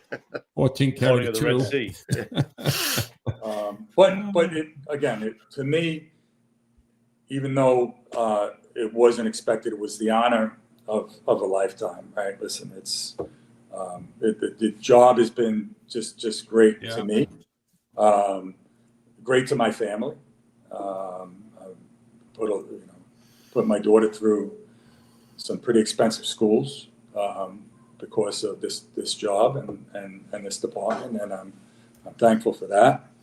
And so yeah, we had a pretty good career. If I could say the most challenging time for me from an operations perspective in the rank of chief of department. Now, the chief of department, when I came up through the staff, the the chief of operations always ran the department. And like I always try to emulate myself after like Eddie Kilduff and Sal Casano. And those guys, and when we had our weekly staff meetings, they kind of stayed back and listened to the room. You know, you're just listening and wait to the end of the meeting. And if there's something that you need to address, one or two things or comment on, that's your opportunity. And that's how I, conducted my business. And so when Tom was the chief of operations, I think he appreciated that from me when I kind of used a little bit of hands off and let him run the job. Now, chief of department is in charge of not just fire operations, but EMS operations as well. And also the other bureaus report to the chief of department, fire prevention, training, safety. Counterterrorism. So when I was the chief of department, what I did was just maintain that communication between myself and the bureau heads by setting up periodic meetings, like once a month. Bring them in. What's going on with fire prevention? Joe Jordan was the chief of fire prevention. Tony DeVito was the chief of training. Right. I'm trying to think if Paul Cressy was the chief of safety at the time. So Lillian Bonsignor, I don't know if you remember that name. She was the chief of EMS. And so I would just meet with them, and I knew what was going on. If they had a problem or an issue, they bring it to me. Of course, they can come in anytime, but that's how I ran. That's how I ran the department from my perspective. And but as far as fire operations is concerned, again, Tom had the boatload of it, and he was busy, man. I used to go down and because it gets a little lonely on the 8th floor sometimes, especially if the commission is out, doing something that commissioners do, and it's just me. And I'm like, I got to talk to somebody. So I go down and bother Tom, and he'd be working away on the computer. He'd be on the phone, and he was a gentleman, just putting up with me. And but we did a lot of good business together, Tom and I. And then we had the pandemic. That came 2020 March, right? March of 2020, and I'm in the position a good year and change by the time it happens, and we found out this pandemic was coming from Europe. Commissioner Magro had some friends in Italy and said they got this pandemic that's killing tons of people, and I thought he was kidding me. He's like, no, people are dying left and right in Italy, and it's coming here, and we need to be ready. And that's the first I heard of it. And then next thing you know, a week later after that, it was in New York. So that was a challenge. And the biggest challenge at the time, in the beginning, for us as a department was how are we going to keep our staffing levels up if all our guys are sick? Who's gonna staff the fire department? If our guys are getting as sick as they say this is, and they get sick all at once, who are we gonna put on the rigs? We can't. Guys can't breathe, or they're going to expose other people. We can't put them on the rigs. So and 9/11 prepared us for this a little bit, right? Because in 9/11, if you remember, after 9/11, we went to an A/B chart, right? So we thought that we would have to go to the same, depending on what our medical leave was at the time. So we had to constantly monitor what our medical leave was. And to credit of our guys, both on fire and EMS, everybody stepped up, right? I don't think medical leave got over, say, 25% at the worst. And then that's a huge number too. Right. And that was before, but that's before we had testing too. Remember, in the beginning, there were no tests, right? There's no testing. It's based on guys walking around probably with COVID with no symptoms. Right. They were positive. I'm sure they were. And then the tests came out, and we had to deal with the testing. and PPE was an issue, right? So N95s and oh my God, and trying to deal with that. Thank God, we had our getting goose chills over here, man. you retired. That. I think I just retired. I retired in 20 in the beginning. I'm like, good for you. Got out before that shit. Freaking man, oh man. Yeah. So challenging times.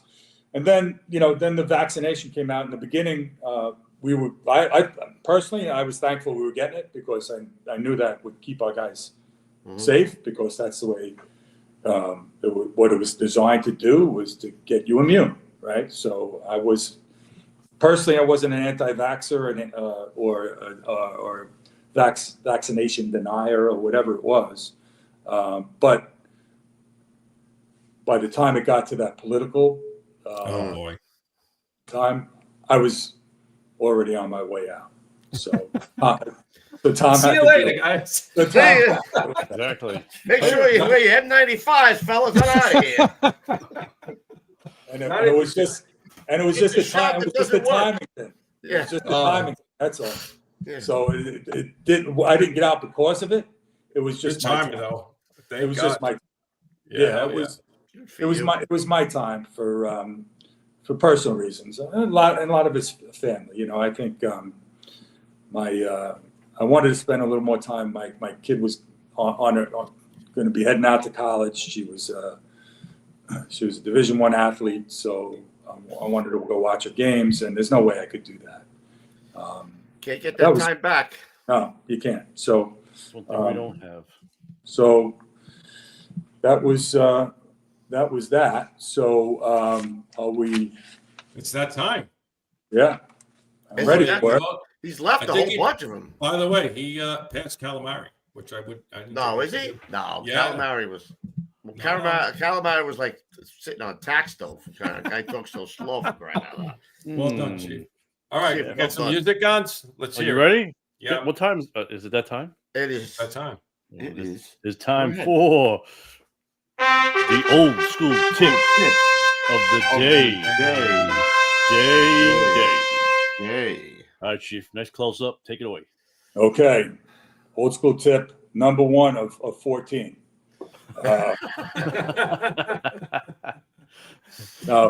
Actually, I got 3 real quick. Number 1, 90% of success is showing up, right? So Memorial Day, Medal Day, promotions, funerals, plaque dedications, company picnics, dinner dances, whatever it is, show up and you will be successful in the firehouse, right? And myself, when people ask me what do I think made me successful, and I think all I did was show up. I stepped up when I was asked, and I really didn't say no. And I think that's what made me successful. So that's number 1. Number 2 is pretty much what everybody else says. Always be ready to go to work. Okay. And I'll add on to that because your life may depend on it. So wear your gear, know your position, know what your job is, and expect the unexpected. And you'll stay alive on this job for a long time.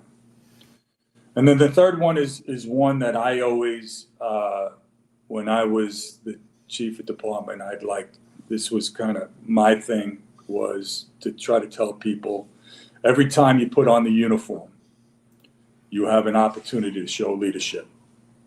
And it doesn't matter what rank you are to show leadership. So, you talk about like a senior firefighter, like a Dom Carino, drilling guys at 3:00 in the morning. All right. That's showing leadership, right? A company officer setting the tone at a fire or in the firehouse is showing leadership. Or a chief officer, battalion chief, deputy chief, or even the chief of department, visiting companies on a regular basis and going out and saying how they're doing is showing leadership. So those are my 3 old school tips of the day. And if I can give quick shout out, do I have time? Absolutely. Sure do. Send them. Number 1, Edzo Kelly and Neil Mullane from the Boston Fire Department. You know I those? know those two knuckleheads. Okay. I was in Proby school with Neil Mullane. Okay, so Neil Mullane was my Proby. 235. That's right. Oh, that's right. 235. That son of a bitch. So my daughter graduated college and is working in Boston, right? So I was talking to Tom Richardson, and I said, I'm going to go to the closest firehouse and introduce myself, because if I ever need anything, I did like the same some bad thing. happens, I did the same thing. I want to be able to call the firehouse, right? So he goes, yeah, no worries. He goes, as a matter of fact, I'm working with this guy from the International Association of Firefighters on a project, and he's with the National Forum Firefighters, Tom, right? And he said his name is Ed Kelly. He said, I'll put you through to him with a text, right? This is great. So I get to meet him through the text. And he says, yeah, just let me know when you're going to be up there, and I'll come see you. So next time I got up to Boston, went to the firehouse. His firehouse, he's in 7 and 17. They call it the Broadway House. It's first due to out of all of Boston, it's first due to my daughter's apartment. Beautiful. Believe it or not. So I was up there for the weekend of 4th of July, and they treated me like royalty up there. Myself, my wife, and my daughter. We went saw the fireworks on the Commons. The next night, Neil Mullane took me out to his country club, and we had some drinks and some, a bite to eat. It was great. But those guys treated us great, like we were family, and they are responsible for making sure my most prized possession is taken care of. So that's off a couple of good jack-offs, those guys. A couple of good jakes. Yeah, they're good. Those are jakes. Have you ever been up to Boston to see them? No, I have not. You gotta go. You gotta go. Chief, I called him myself.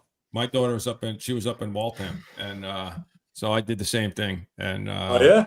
Okay. It's similar, like I had a call. Now my other daughter's in Sacred Heart. I call the guys, one of the guys in the chat works in, New Haven up there. I call him. I'm like, hey, listen. He's like, yeah, it's 5 minutes from me. I'm like, you're my guy, in case. Yeah. Because it's a couple hours. Like by the time I get on the road, if something's going on, I need a guy, so similar guy. Is Enzo still the president of the UFA? The IAF, yeah. IAF, IAF, yeah. Wow. And he actually about a month ago invited my daughter over for dinner. She had dinner with the guy. Well, what kind of country club is Mullane? He's got like 82 kids. What kind of country club could he be? I don't know. Listen, he's always got something going on. He's got like 6 kids. They've been on the show twice, Coombs, right? Before I know. He got elected and after he got elected. Yeah. But they treated me like royalty. All right, so a couple other guys. Senior man in 108 truck, Gerard Brickman. He's got 35 years on the job. He drove me. I know him since second grade. He drove me for more than half my time in staff, and he's aging out, and there he is. And he looks too young to age out. Yeah, he's got good genes, and his brother was actually my age, and Gerard's actually a year older than me. Believe it or not, you can see who's got all the stress, right? So, who's the girl in the middle? She looks familiar. That's Kim Stefano. She's another one of my shout outs. She's the administrative assistant in Queensboro Command. I knew, huh? I knew in the 14th Division. Yes. So her, Suzette Charles in Manhattan Borough Command, and Kerry Mooley from when I was chief of department. Those three gals were, my go-to people at work. When I was having a bad day, they were there to light it up with a smile. They're great people. So Gerard Brickman's getting out. Great senior man in Ladder 108. I hope I get up to be there for his last night. Chris Napolitano was the other guy who drove me the second half of when I was in headquarters. He's retired now. He's from 53 Engine. And I got to give a shout out to this. My brother-in-law was like a relief driver Justin McNerney from 175 Truck. That's why I got the shirt on. I got half the company I got there, so and all I got was a T-shirt. But he's a good dude, and I give him a shout out too. And Joe Bizell.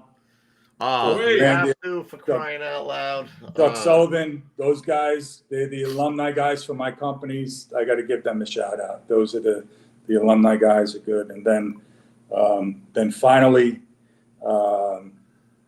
the two guys who were the architects for my career, Sal Casano and Dan Nigro.